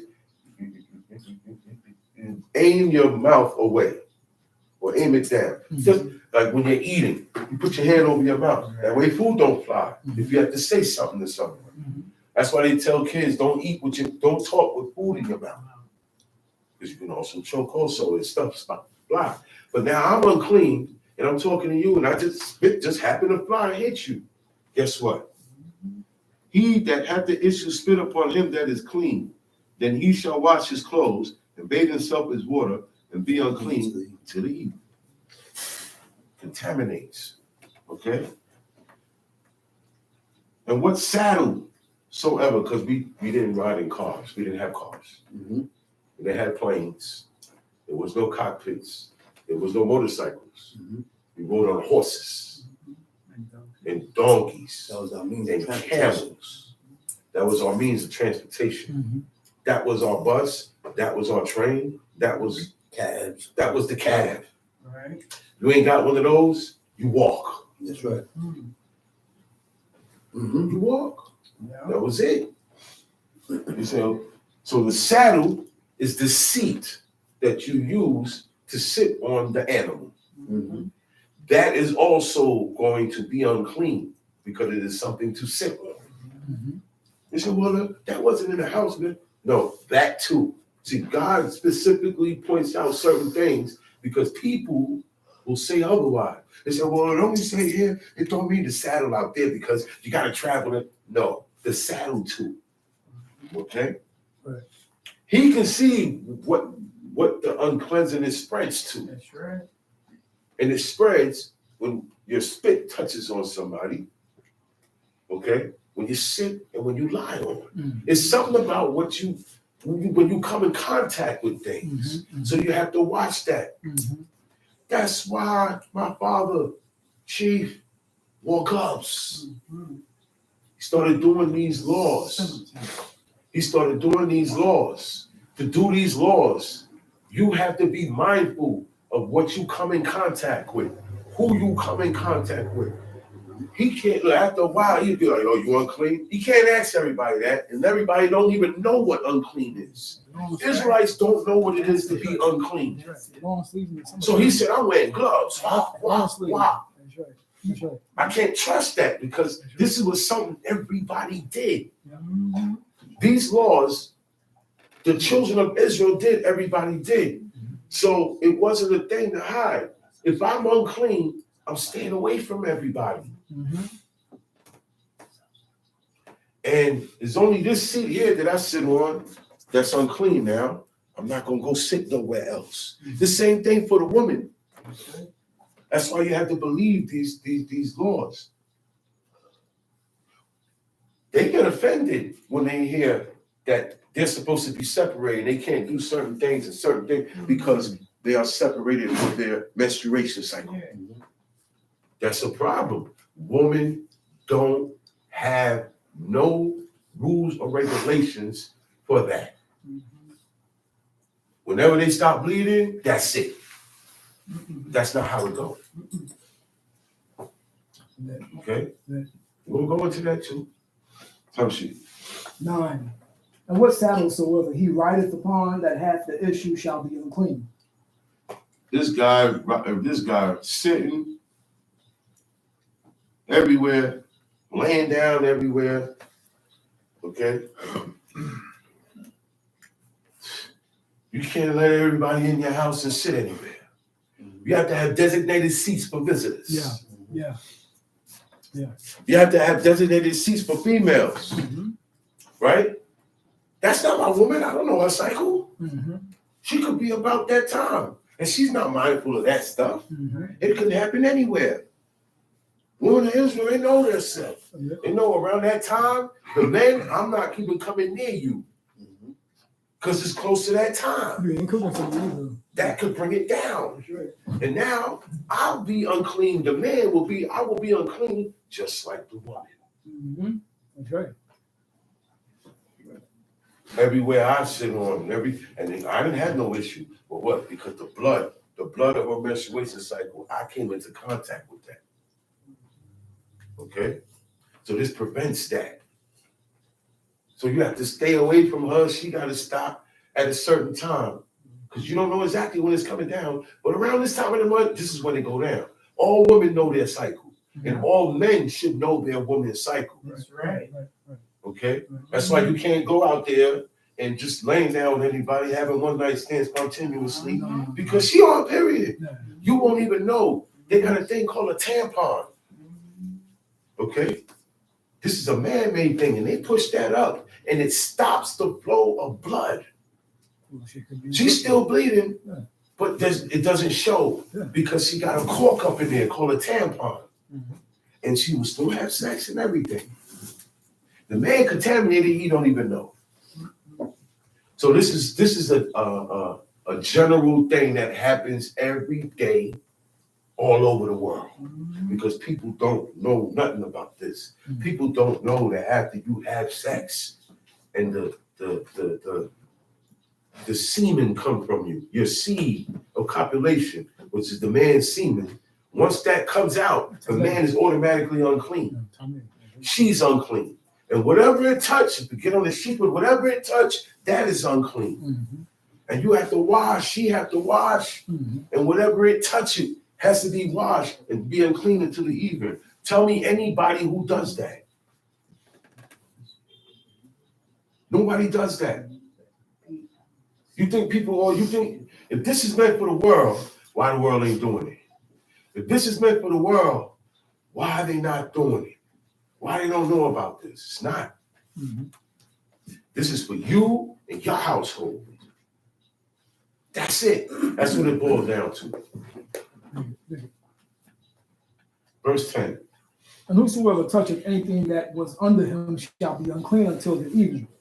And he that beareth any of those things shall wash his clothes and bathe himself in water and be unclean until the evening. And whosoever he toucheth that hath the issue and hath not rinsed his hands in water, he shall wash his clothes and bathe himself in water. I happened to touch the guy that had the issue and is unclean, right? He said, and I didn't rinse my hands in water. He said, I shall wash my clothes and bathe myself in water and be unclean until the evening. That's why, shalom, right? Because you would ask a brother if he's unclean, but he really don't know what it is to be unclean. Everybody got different interpretations from what they're reading. So you can't take any chances. And then you will be unclean and not knowing, and that'll be sin on you. That's why you're unclean, you keep to yourself. When a woman is unclean, she keeps to herself. Right. She has separate quarters for that. Separate beds, separate chairs. She don't go and sit everywhere. That's look. She don't even have to cook food for her husband. He's not going to require that. Remember, Raquel told her father the reason why she didn't get up and rise for him. Right. Because that was her father. We rise for our parents when they come in to acknowledge their presence before us. Okay? And she said, forgive her for not rising because she's the time of woman. She's in the time of woman, meaning she's on her period. And that was accepted. You don't have to do certain things because why? You're unclean right now. Tells you. And bathe himself in water and be unclean until the evening. And the vessel of earth that he toucheth, which hath the issue, shall be broken. That's clay. Vessel of earth. That's clay. Clay of earth. Okay. Tells you. And every vessel of wood shall be rinsed in water. And when he that hath an issue is cleansed of his issue, then he shall number to himself 7 days for his cleansing. Now, when this issue is gone, the scab gone, it stopped leaking, everything's gone and it's clear. You number from that day that it's clear, because you got to check it every day. Once it's clear, say, oh yeah, it's gone. You start counting 7 days from that day, right? And wash his clothes, bathe his flesh in running water, and he shall be clean. You do that on the 7th day. You count 7 days. When the 7th day comes, you wash your clothes, you bathe your flesh in running water, Head down. and you shall be clean. Touch you. And on the 8th day, he shall take to him 2 turtle doves. Now the 8th day, which is the day after, he take 2 turtle doves or 2 young pigeons, and he take that to the temple or to the tabernacle to give them unto the priest. The priest will offer the one for a sin offering and the other for a burnt offering, and make an atonement for him because he got unclean. That is God will give forgiveness for you becoming unclean. Because becoming unclean is also sin. Right. Shoot. And the priest shall make an Verse atonement 16. for him. And if any man's seed of copulation go out from him, That's the semen. That's the sperm. Anytime it comes out of a man, then he shall wash all his flesh in water and be unclean until the evening. And every garment and every skin whereon is the seed of copulation, anything that it touched, shall be washed with water and be unclean until the evening. The The women also with whom man shall lie with seed of copulation, they shall both bathe It themselves says a in water. woman also who man shall lie with. Man is not allowed to lie with no other than woman. Okay? So the woman that man shall lie with, see the copulation, she has to also bathe and wash. She has to wash with water, and she'll be unclean until the evening. Right. So after every, sexual matter, after you finish, you gotta go wash. Famshi. Verse 18. The woman also with whom man shall lie with the seed of copulation, they shall both of them bathe themselves in water and be unclean until the even. And if a woman have an issue, and her issue in her flesh be blood, she shall be put apart 7 days. This is the period. This is when a woman have a period. And she has an issue, but the issue is not pus, it's blood. Okay? This is what you call the menstruation cycle. She shall be put apart. Okay? Say like today, if a woman is on her period, she can't sit amongst us here today. She would be inside and set apart. Okay? She don't have to participate. She will be set apart. Right? Right. And for 7 days, he said, whosoever toucheth her shall be unclean. If I go and touch her, I'm unclean now. Time sheet. Verse 20. And everything that she lieth upon in her separation shall be unclean. Same thing with that. Whatever she lies upon is going to be unclean. Okay? And everything also that she sitteth upon shall be unclean. Verse 21. And whosoever toucheth her bed shall wash his clothes and bathe himself in water and be unclean. And if I go and I touch her bed, I get unclean. Okay? I touch her or I touch her bed, I get unclean. Tell she. And whosoever toucheth anything that she sat upon shall wash his clothes and bathe himself in water and be unclean. It don't have to be a chair. It could be a crate. She took the crate and sat on it. That's hers. It's only hers now. I can't even touch it. For me to, oh man, I gotta move this stuff here. Look, I gotta put gloves on. Yeah. See, that breaks skin. My skin is not supposed to come in contact with this. Once I put the gloves on, there's no skin to skin contact. Then I'll be able to pick the seat up or whatever she sat upon and move it to a designated area for her separation now. Because this, sat in it, right, unknowingly or by mistake, an error. Okay? Oh no, these are the wrong, these are not the chairs. You're supposed to sit in that chair. Well, now this chair is yours too. You got 2 chairs now. Whatever she sat on, whatever bed she lay on, that's it. 21. 21. And whosoever toucheth her bed shall wash his clothes and bathe himself in water and be unclean until the even. And whosoever toucheth anything that she sat upon shall wash his clothes and bathe himself in water and be unclean until the even. And if it be on her bed or on anything whereon she sitteth, when he toucheth it, he shall be unclean until the even. And if any man lie with her, now when it says, and if it be on her bed or anything whereon she sitteth, that's the blood itself. Right. Because it can leak through. It leaks through. It happens sometimes. Whatever that blood get on, you can't touch it. Okay? Tamshi. And if any man lie with her at all, and her flowers be upon him. Men like to have sex with women when they're on their period. Yeah. Women don't mind it either. That's right. You're not supposed to have sex when she's on her period. That's right. You gotta wait until these days are counted and it's over with, then you can go in onto her. That's right. But within that period, you're not supposed to touch her, let alone having sex with her. Tamshi. And her flowers be upon him, he shall be unclean. Her 7 days. flowers means her blood. Right. Okay? If her blood be upon her, she said that's what it means. I'm in Leviticus 15, verse what? Middle of 24. Middle of 24. Tamshi. He shall be unclean 7 days, and all the bed whereon he lieth shall be unclean. Now he got it, he spreads it, he got to be unclean for 7 days. Tamshi. And if a woman have an issue of her blood many days out of the time of her separation, or if it run beyond the time of her separation, All the days of the issue of her uncleanness shall be as the days of her separation. She shall be unclean.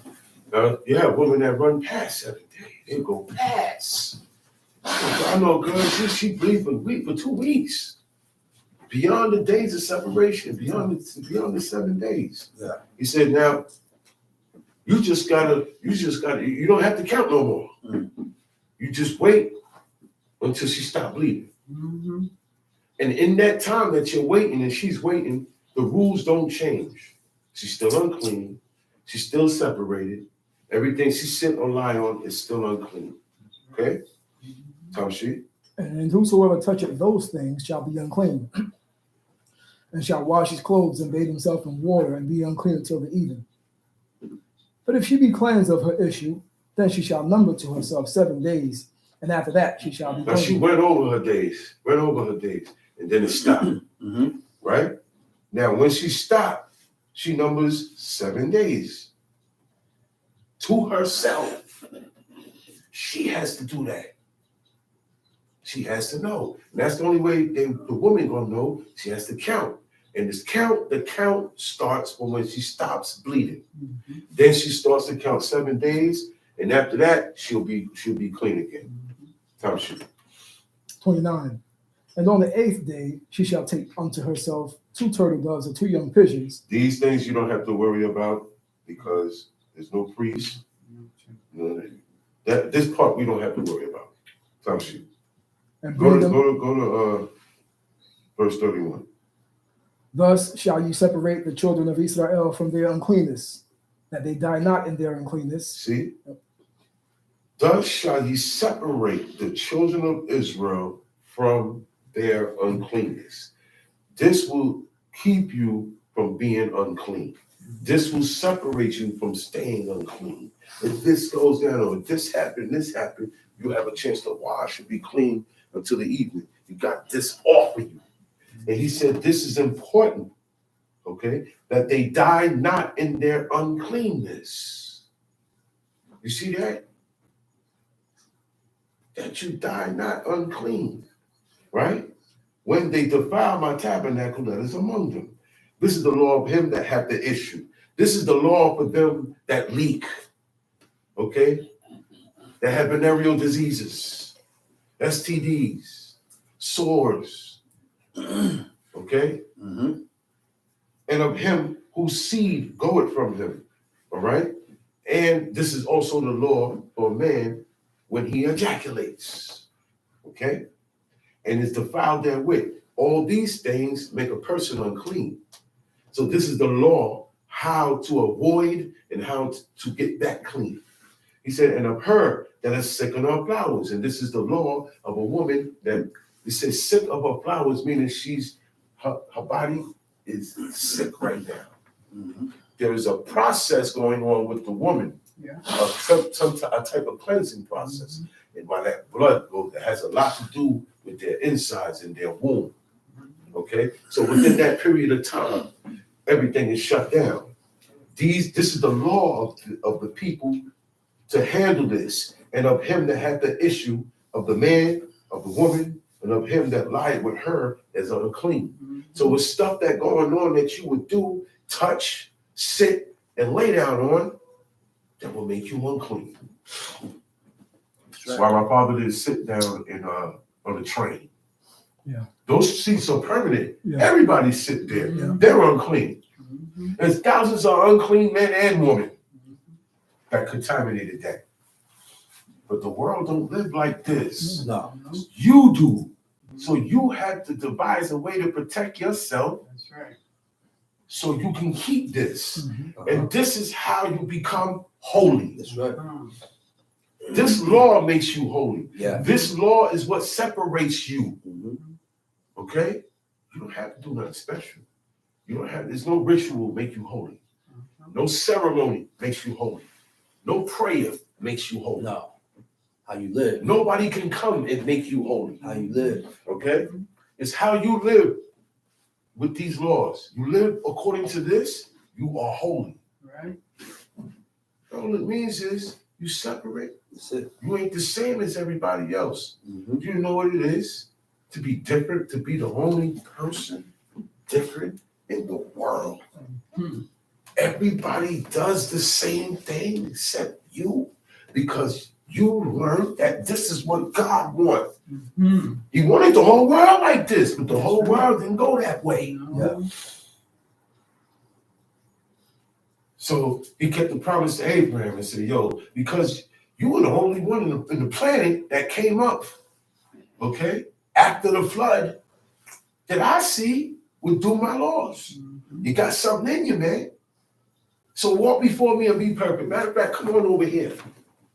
And he taught Abraham, and he showed Abraham how to be different living amongst the Canaanites. He lived amongst them. He walked through their towns. Mm-hmm. He left his family. He left his city. He left his hometown.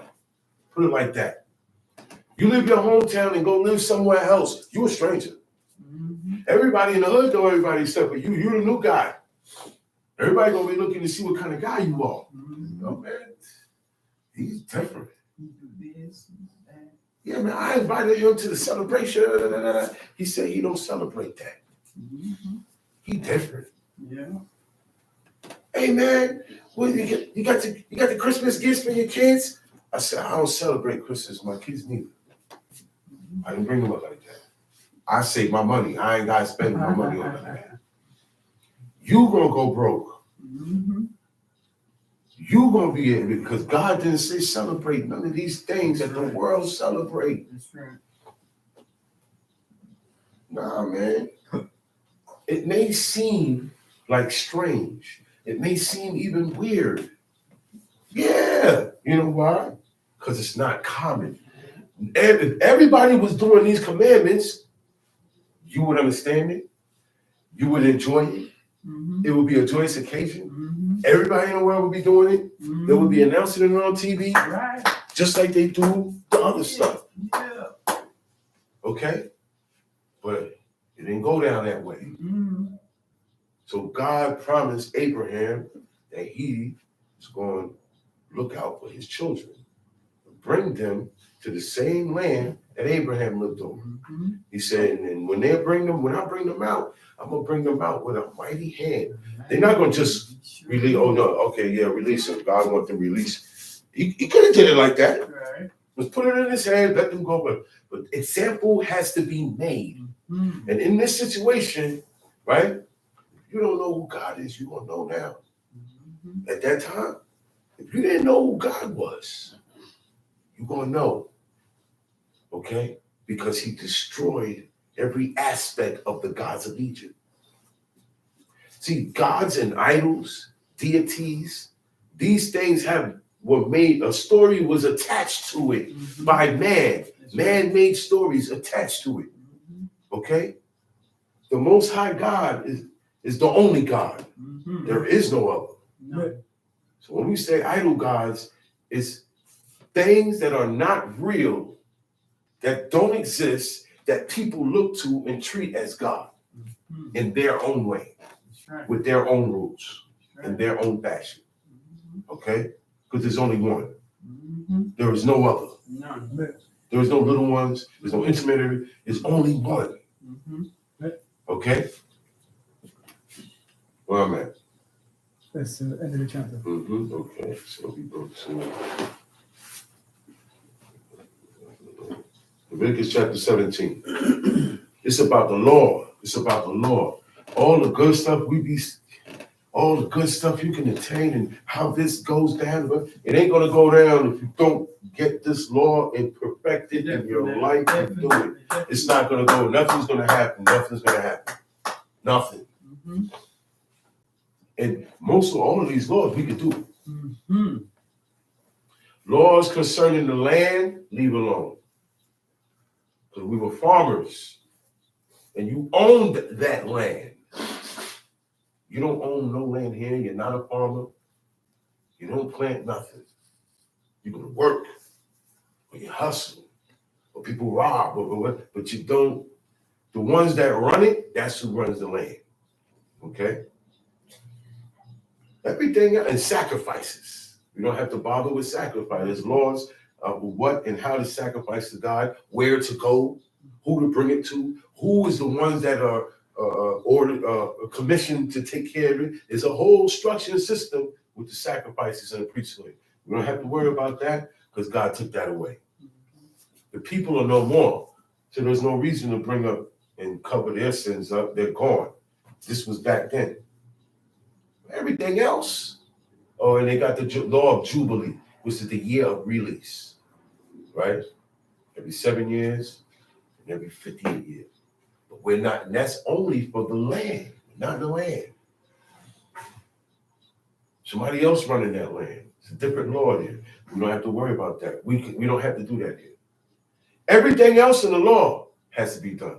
You got civil laws. The civil laws cover honoring your mother and your father, dealing with the family, what and what not to do with your brethren, with your sister, how to get married, how to get divorced.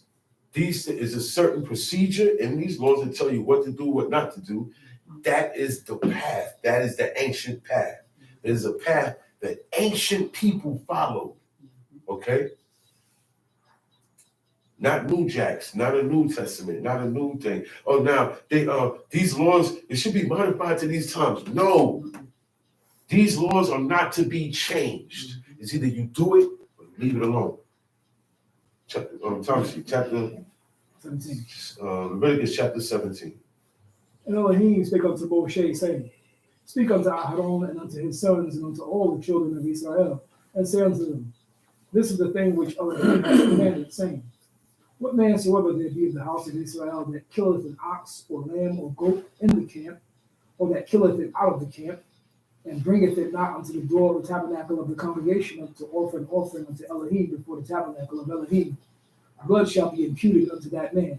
He had shed blood, and that man shall be cut off from among his people. He said, any man of the house of Israel that kills an ox, lamb, goat in the camp, or that kill it out the camp, and doesn't bring it to the tabernacle of congregation. The tabernacle of congregation is a big, giant tent. It's big like a circus tent. It's big, it's humongous. This is where the priest lived. The priest and his family lived there. The temple in Jerusalem was designed after this. Right. Before the temple in Jerusalem, it was the tabernacle. Yeah. And that was in the time of Moses. Okay? Right. It stayed all the way up until the time of Eli. Yeah. And then in the time of David, he wrote the blueprint for the temple, and Solomon constructed the temple. Now that's where all the sacrifices go in. Until then, that was that tent. If you take the animal, well, I'm gonna sacrifice it myself. It's my sins. No, it's not gonna work. That's right. You have to take that animal, so down to the tabernacle, to the tent, where the door. The priest's gonna be at the door. You can't go past this door. Nobody can enter in there. The priest don't even come out. Nobody come out. Nobody come in there. You know that, right? I bring my lamb. I got my ox. I bring my ox. It'd be a line there. I ain't the only one bringing up stuff. Mm-hmm. And I bring it. Let it go. He come get it from me, and he go. I don't get a ticket. I don't have to leave my name with him. He knows, God knows who this sacrifice is for. Yeah.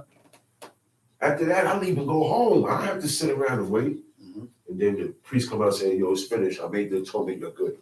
That you don't have to do that. You bring it up there, the priest comes get it, you go back home about your business. Mm-hmm. He's gonna make the atonement. He's the one that made the sacrifice. It is accepted of the priest. That's why I say, bring it to him. So if you do this on your own, it said he has shed blood. You murdered that animal. It's not murder when you kill an animal for food. But the purpose over here was for a sacrifice. Right. So that's murder. It's as if you murdered somebody, a human being. You murdered that animal. Okay? To the end that the children of Israel may bring their sacrifices, which they offer in the open field, even that they may bring them unto the Lord unto the door of the tabernacle of the congregation, unto the priest, and offer them for peace offerings unto the Lord. Because God is holy. So everything that you offer, anything that you dedicate, anything that's devoted, anything that you link in with God has to be holy.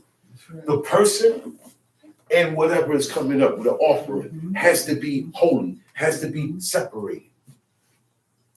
Okay? Yeah. The people are not separated in that way.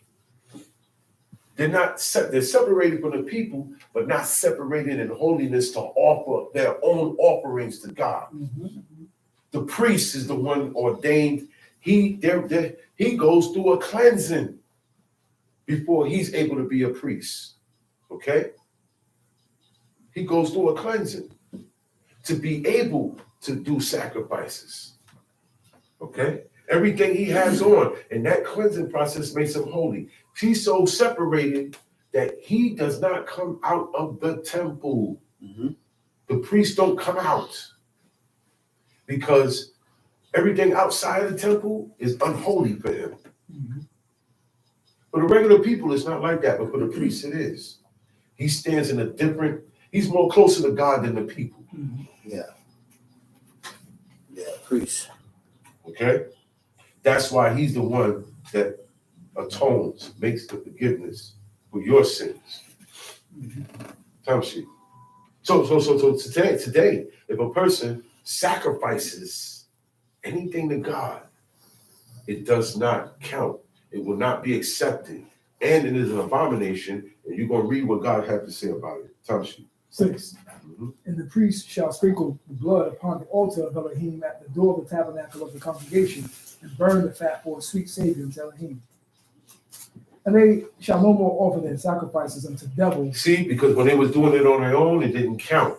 Automatically, if it ain't being brought to the priest, you automatically sacrifice to the devil. That's what it says. He said, well, I'm telling you to do all of this so that you don't sacrifice the devils no more. Because when you do it on your own, I'm not accepting that. It goes straight to the devil. It goes straight to demons. If you don't bring it to the priest. Time sheet. And they shall no more offer their sacrifices unto devils, after whom they have gone a whoring. This shall be a statute forever unto them throughout their generations. And thou shalt say unto them, whatsoever man there be of the house of Israel, or of the strangers which sojourn among you, that offereth a burnt offering or a sacrifice, and bringeth it not unto the door of the tabernacle of the congregation, to offer it unto Elohim, even that man shall be cut off from among his people. Uh-huh. And whatsoever man there be of the house of Israel, or of the strangers that sojourn among you, that eateth any manner of blood. When you eat flesh, meat, you're eating with the blood. Unless you took it out before it was cooked. Unless you killed the animal and drank that blood out, let that body hang. That's the only way you get it out. If you're buying the meat, it has to be soaked in water until it's discolored, until it's not gray or blue. You can look at something and tell it still has blood in it. Okay? Okay? Certain animals carry more blood in their flesh than others. So it's going to take a longer time. Being that we don't slaughter our own animals, to soak it takes a longer time. Okay? The deer meat? We soaking deer meat, yes. Right? Yeah. That thing took what, 2 months? Wow. It took over a month. Mm-hmm. We change that water every day. Every day. But the outside look good. Great. When you cut it, inside is still grayish. That's blood. So And it was deep red. It was deep rooted in there. Deep red. And you gotta keep doing that until we get it out. It takes time. The reason why they was able to eat their stuff the same day, because they made their own kill. They had their own animals. They didn't have to go to the store. There was no store, there was no supermarket. I could go right in the back. I feel like eating some T-bone steak. I go kill an ox right now. It's my ox. I go kill it, cut it up, and let the blood come out. It only take hours. Don't take weeks. Soaking take weeks. That's the only way. There's only two ways you're going to get that blood out. Soak in the meat or kill the animal yourself and let the blood dry out. Other than that, you're going to be eating with the blood. When you cook the meat, you're not going to see it's red because once heat hits blood, it turns gray and it congeals. Congeals means it's not liquid no more. It starts to get mass. All right? And it becomes part of the flesh. You won't tell the difference.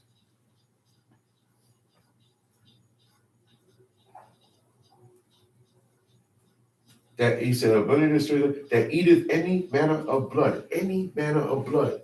I said a couple of weeks ago, if I'm handling something with a knife and I cut myself, it's bleeding. I'm supposed to wash it, clean it, put a Band-Aid on it, wrap it up. I can't put it in my mouth and suck the blood out. Because you're eating with the blood. You're drinking your own blood. These were people who were made separate to everybody, even in how they eat. Okay, so how certain animals, God told them, you can only eat these animals. And now the animals that you eat, you can't eat fat or blood that's in those animals. That has to you gotta get that out. And then you can enjoy your meats, your flesh. Other than that, you're eating with the blood. He said, and if you eat with the blood, anybody that eat with the blood, I will even set my face against that soul. He's going to be against your spirit. Okay?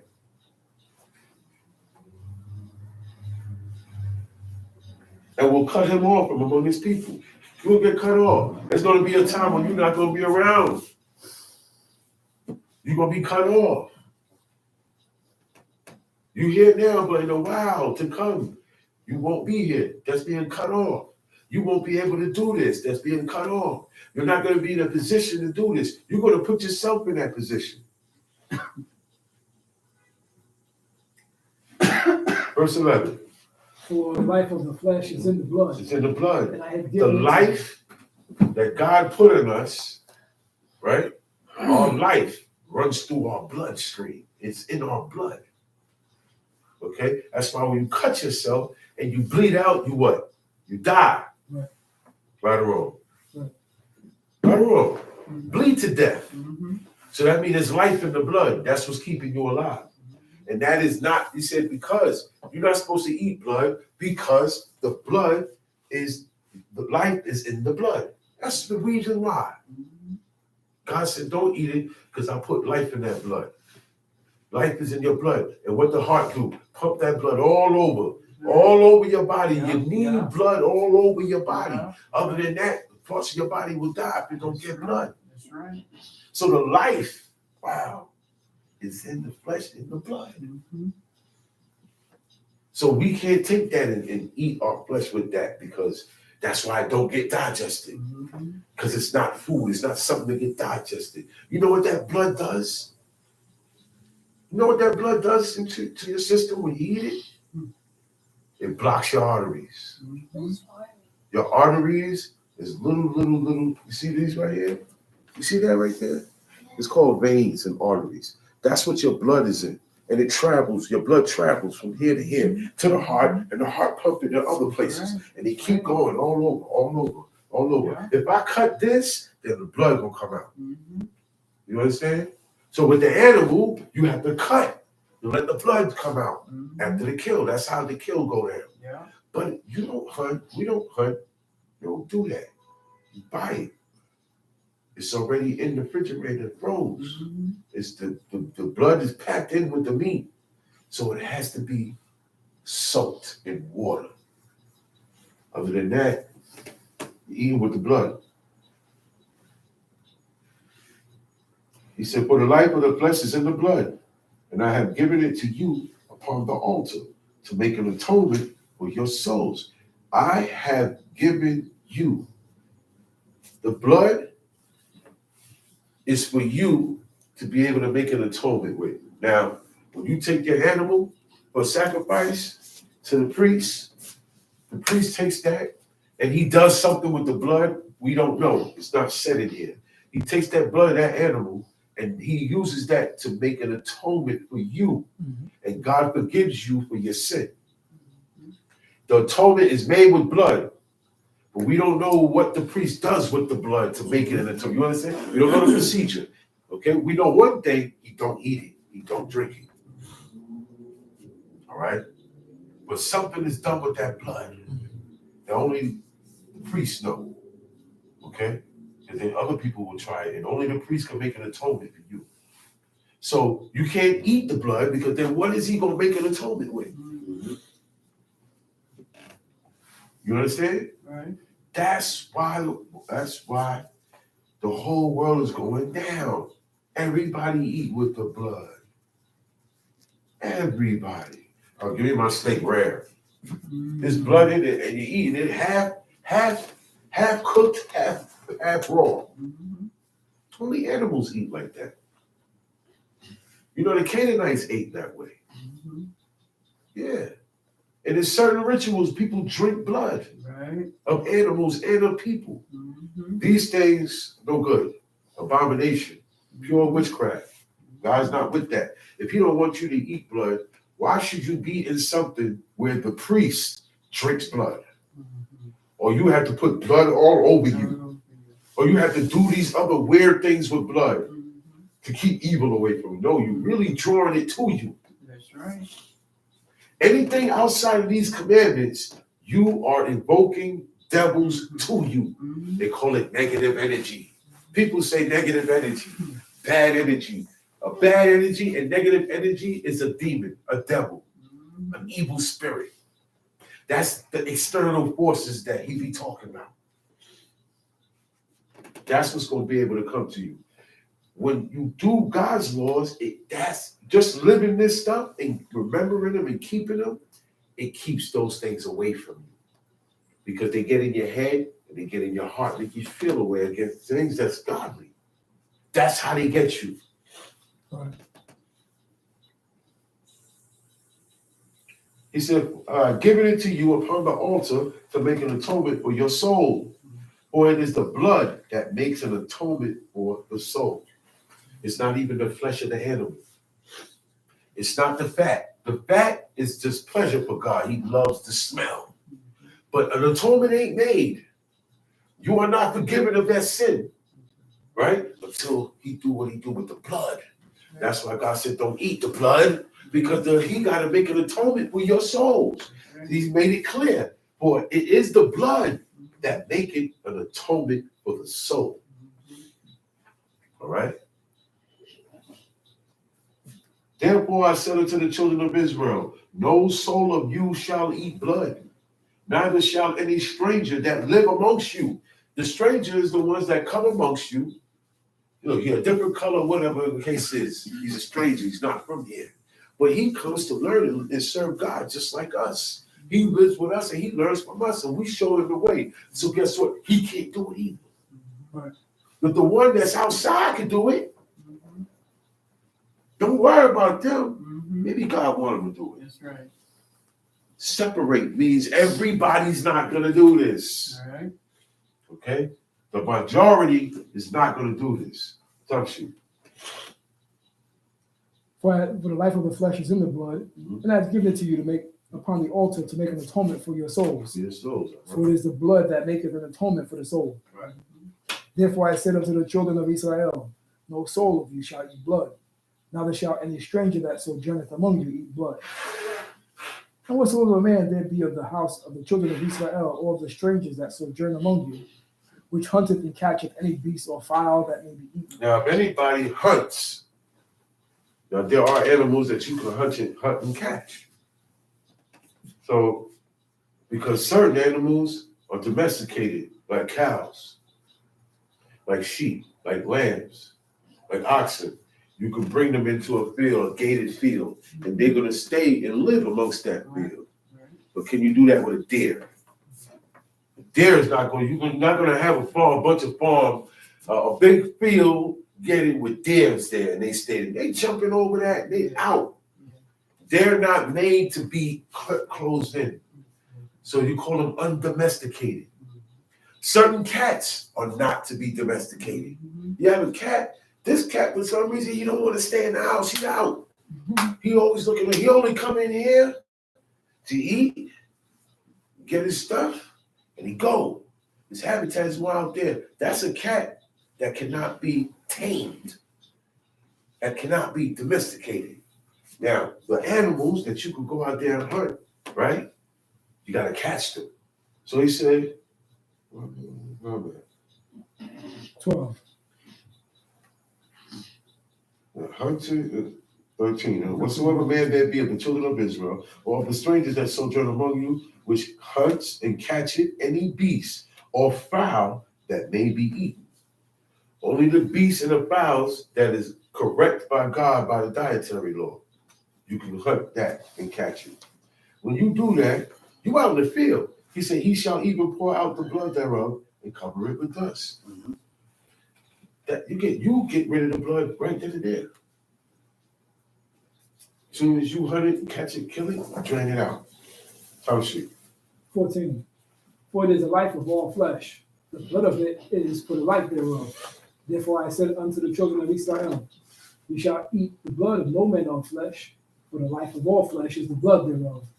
Whosoever eateth it shall be cut off. And every soul that eateth that which died of itself.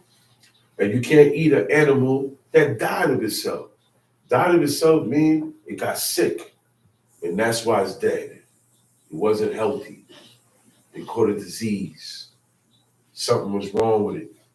Nobody killed it or nothing, but it got sick and it died. A lot of animals get sick and die.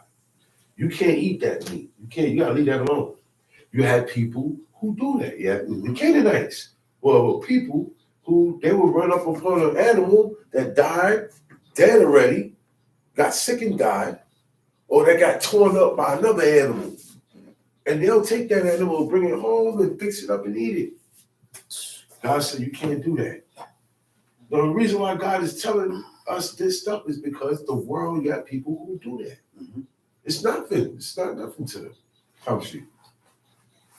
15. And every soul that eateth that which died of itself, or that which was torn with beasts, whether it be one of your own country or of a stranger, he shall both wash his clothes and bathe himself in water and be unclean until the evening. Then that makes you unclean when you eat it. And you're gonna be unclean until the evening. Time sheet. But if he wash them not nor bathe his flesh, then he shall bear his iniquity. End of the chapter. Leviticus chapter 20. Leviticus chapter 20. Another hymn spake unto Moshe, saying, Again, we said this before, we're going to say it again. This is about repetition. You know what repetition is? It's where the word repeat comes from. Mm-hmm. Repeat means the same thing over and over and over. That's how this goes. And you have to do it this way in order to get it instilled into your spirit, into your brain, and this is a lifelong thing. Okay?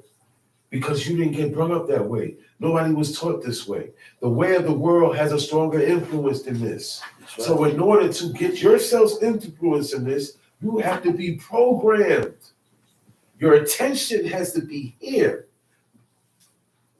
Yeah. That's the problem. Your attention is not here every day. Their attention ain't on it today, let alone tomorrow, Monday. Take an hour out of your time. I told y'all before, you can download the Bible app in your phone. I have it right here. And you can be anywhere and read. This is what's going to get you up and get you to understand. To understand is to depart from evil. Meaning you understand that this is evil and to get away from it. This is what teaches you to prevent yourself from getting caught up like that. It's a force you can't see, but it will affect your spirit. Tells you.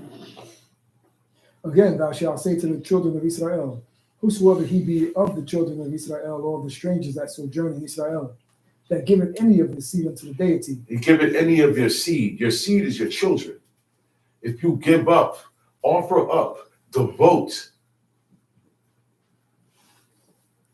okay, your children, your boys or your girls, to Molech. Now, we call it Momo because we don't like to say the names of these cursed idols. God said don't say the names of them. Mm-hmm. But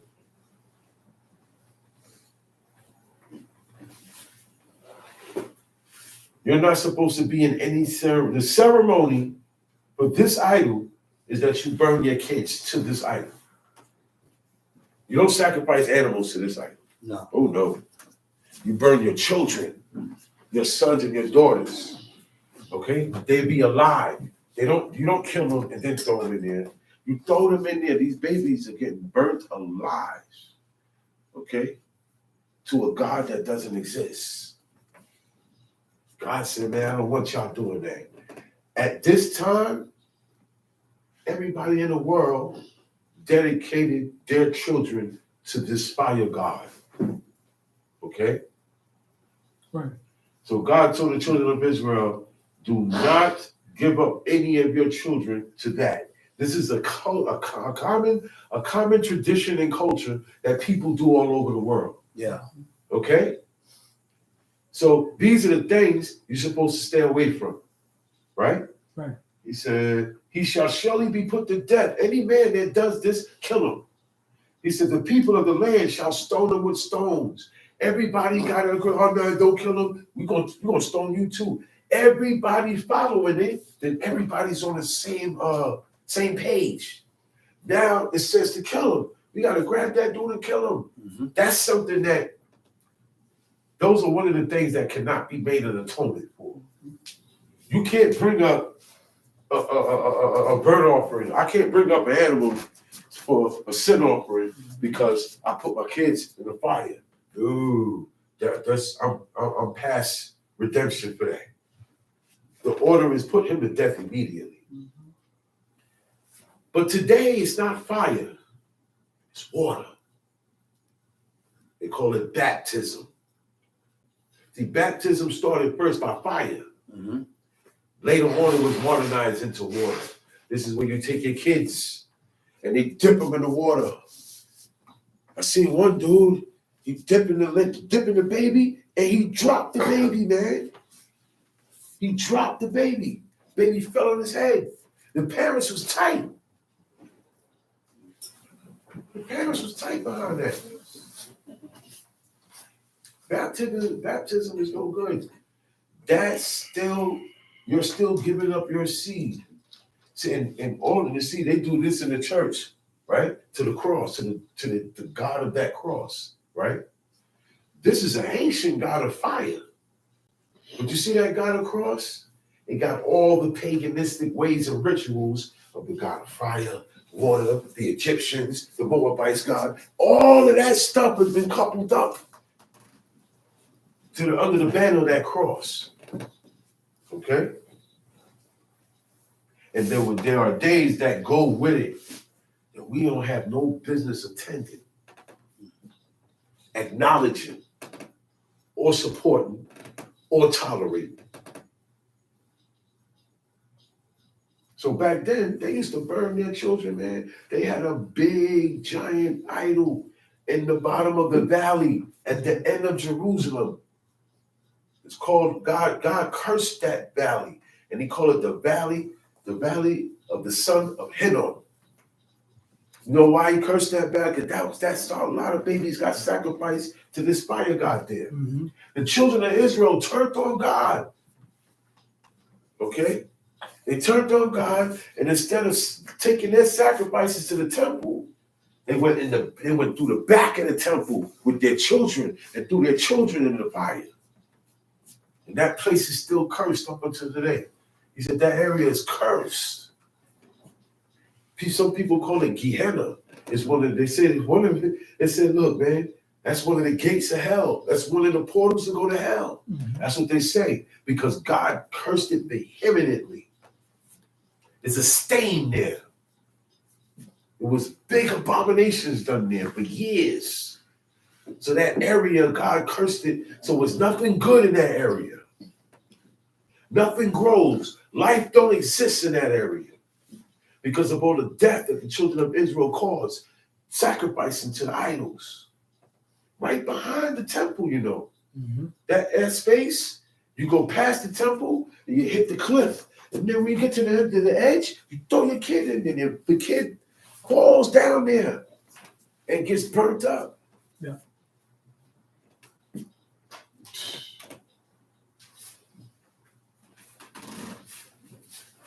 He said, I will set my face against that man and will cut him off from among his people, because he had given up his seed unto Momo to defile my sanctuary and to profane my name, my holy name. Mm-hmm. You put a stain on my holy name by doing that.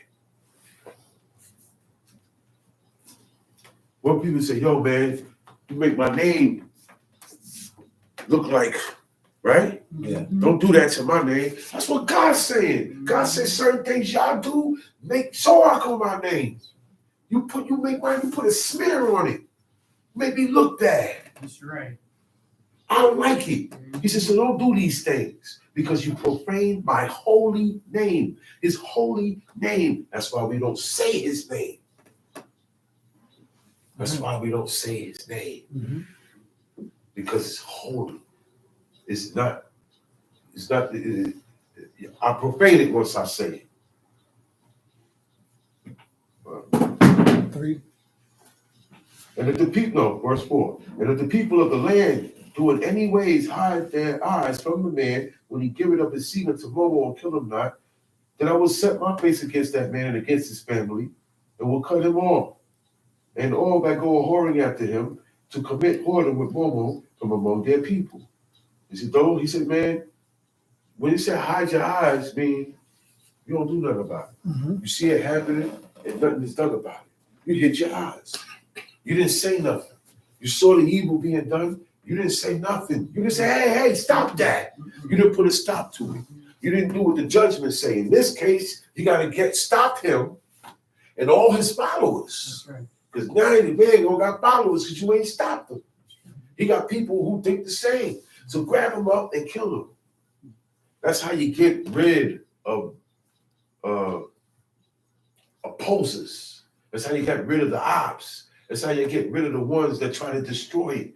The ones who don't agree, or the ones who's not with it. Oh, well, I'm gonna go over here and do my own thing. No, well, you're gonna die. Mm-hmm. But back then you couldn't do that. That's right. Everybody followed this law one way. Mm-hmm. At the same time. That's right. Okay? It ain't like today. Mm-hmm. It ain't like today. Mm-hmm. All Israel cannot come together. No. This is why. Mm-hmm. So you on your own. You, your family, or if you don't have a family, it's just you. Mm-hmm. Fend for yourself. Mm-hmm. Verse 6, and the soul that turneth after such as have familiar spirits. A familiar spirit is a person that contacts spirits of dead people. Mm-hmm. They stay in touch with dead people who are dead. And people who've been dead for thousands of years. They have the art. They're powerful enough to get in contact with them and bring their spirits right in front of them and ask questions. Ain't that what Samuel? Samuel wanted to know certain things. Mm-hmm. He wasn't getting an answer from God. Mm-hmm. So he sought out. Not Samuel, Saul. I always get those two mixed up because they like this. They was like this. Mm-hmm. So when I be talking about Saul, sometimes I mean Samuel. Mm-hmm. I be talking about Samuel, sometimes I mean Saul. Mm-hmm. But I'm talking about Saul. Saul was the king. Right. And he wasn't getting an answer from God because he went against God's commandment. God told him to do something. He didn't do it. He did it his way. Mm-hmm. So God said, man, you ain't king no more. I already picked somebody who's better than you to be king. Until that time comes, I got nothing to say to you. No. So whenever Saul tried to get in contact with God, he didn't get no answer. When he went to the priest, the priest asked God, God ain't answer. Nothing happened. So he got desperate because at the same time, The Philistines, which was the heathens, they moving inland. They coming to take over. And they're fierce. They're fighters and they're warriors. And they need God to win. You need God to win. All right? So he like, man, I'm not getting no answer. He start panicking. Because these people don't live a life of blindness. They knew who they were. They knew where they came from. And they knew where they were going. And look, they knew where they were going when they died. They knew they was good. Okay? These are people who knew the answers, who had the answers. They didn't have questions like today. Okay? They weren't confused. So by him not getting no answer from God, he went the bad way. He sought to get an answer from Samuel. But Samuel is dead already. So the only way to get in contact with a dead spirit, he went to a witch. Witches have skills in this area. And he went to her and he gave the name and she brought him up.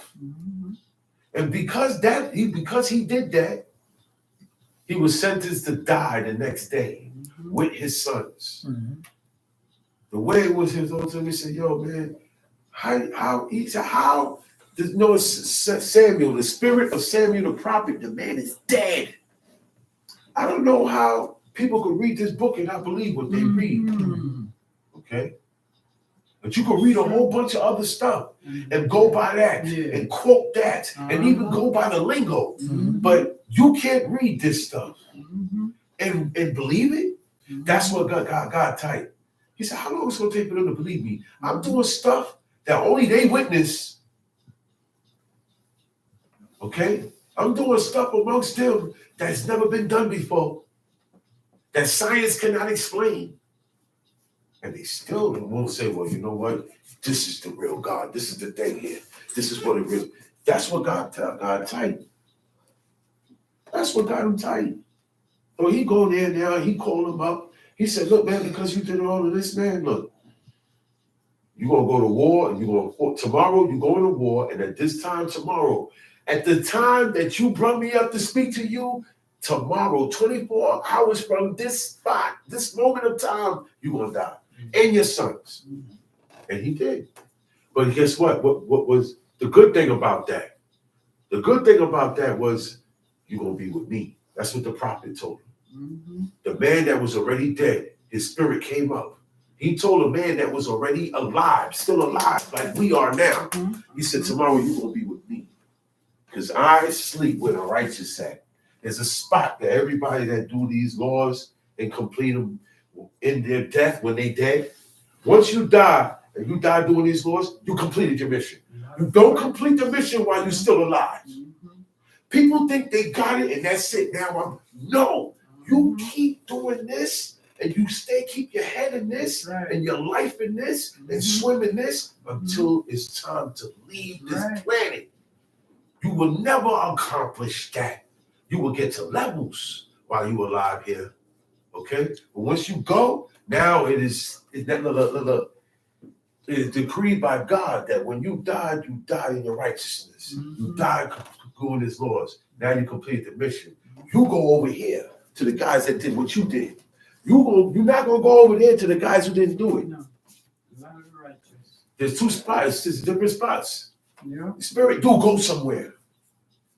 Samuel's spirit was called back, and he spoke to the king. And he told the king, look, there's no time where death is at. But he knew what time it was. He said 24 hours from now, in your time, you're going to be with me. And he's with Samuel. Even though he did what he did, he's with Samuel. That's right. You know why? But these were the righteous people. These were the people who God worked with. He ain't working with us. You got to work on your own. You got to put forth work on yourself, then you get his attention, he'll work with you. We ain't getting it. We got to show it now. We got to cry. Like the chief said, got to crash the party. Tom sheet. And the soul that turneth after such as have familiar spirits and after wizards to go a-whoring after them, I will even set my face against that soul. When you go a-whoring after someone, or you go a-whoring, meaning you don't left God, right? Like you left your husband. You left God and you follow it, you are whoring after, pursuing after. Okay? He said, don't go to people who are witches because they have the skill of getting familiar, getting close to spirits of the dead. He said, don't go around them. Don't go to them to ask questions. That's what people do.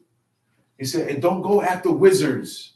Okay, a wizard is the male. You see, you got witches, all witches, a woman, right? Wizards. The witch for men are wizards, like Merlin the wizard. Okay, Mickey Mouse and all that stuff. We don't deal with none of that stuff, man. We don't need no wand. There's no such thing as magic. Magic is against God's law. Okay? You no disappearing acts, illusions, tricks, throwing your voice. All these things have to do with witches and wizards. We're not supposed to have nothing to do with that. On Halloween, nobody dresses up like an angel. Okay. Right? Well, with the wings and nobody, they all dress like what? Demons, witches, right or wrong? Ghouls, goblins, animals, evil things. They celebrate, the heathens celebrate evil things. Okay? Whatever they don't understand, they worship. That's the heathen. They don't understand God and his law. They don't know. So they're going to worship things that they don't understand. That's why God tells us not to follow them. Don't follow them. Don't follow witches. Don't follow these. Don't follow this.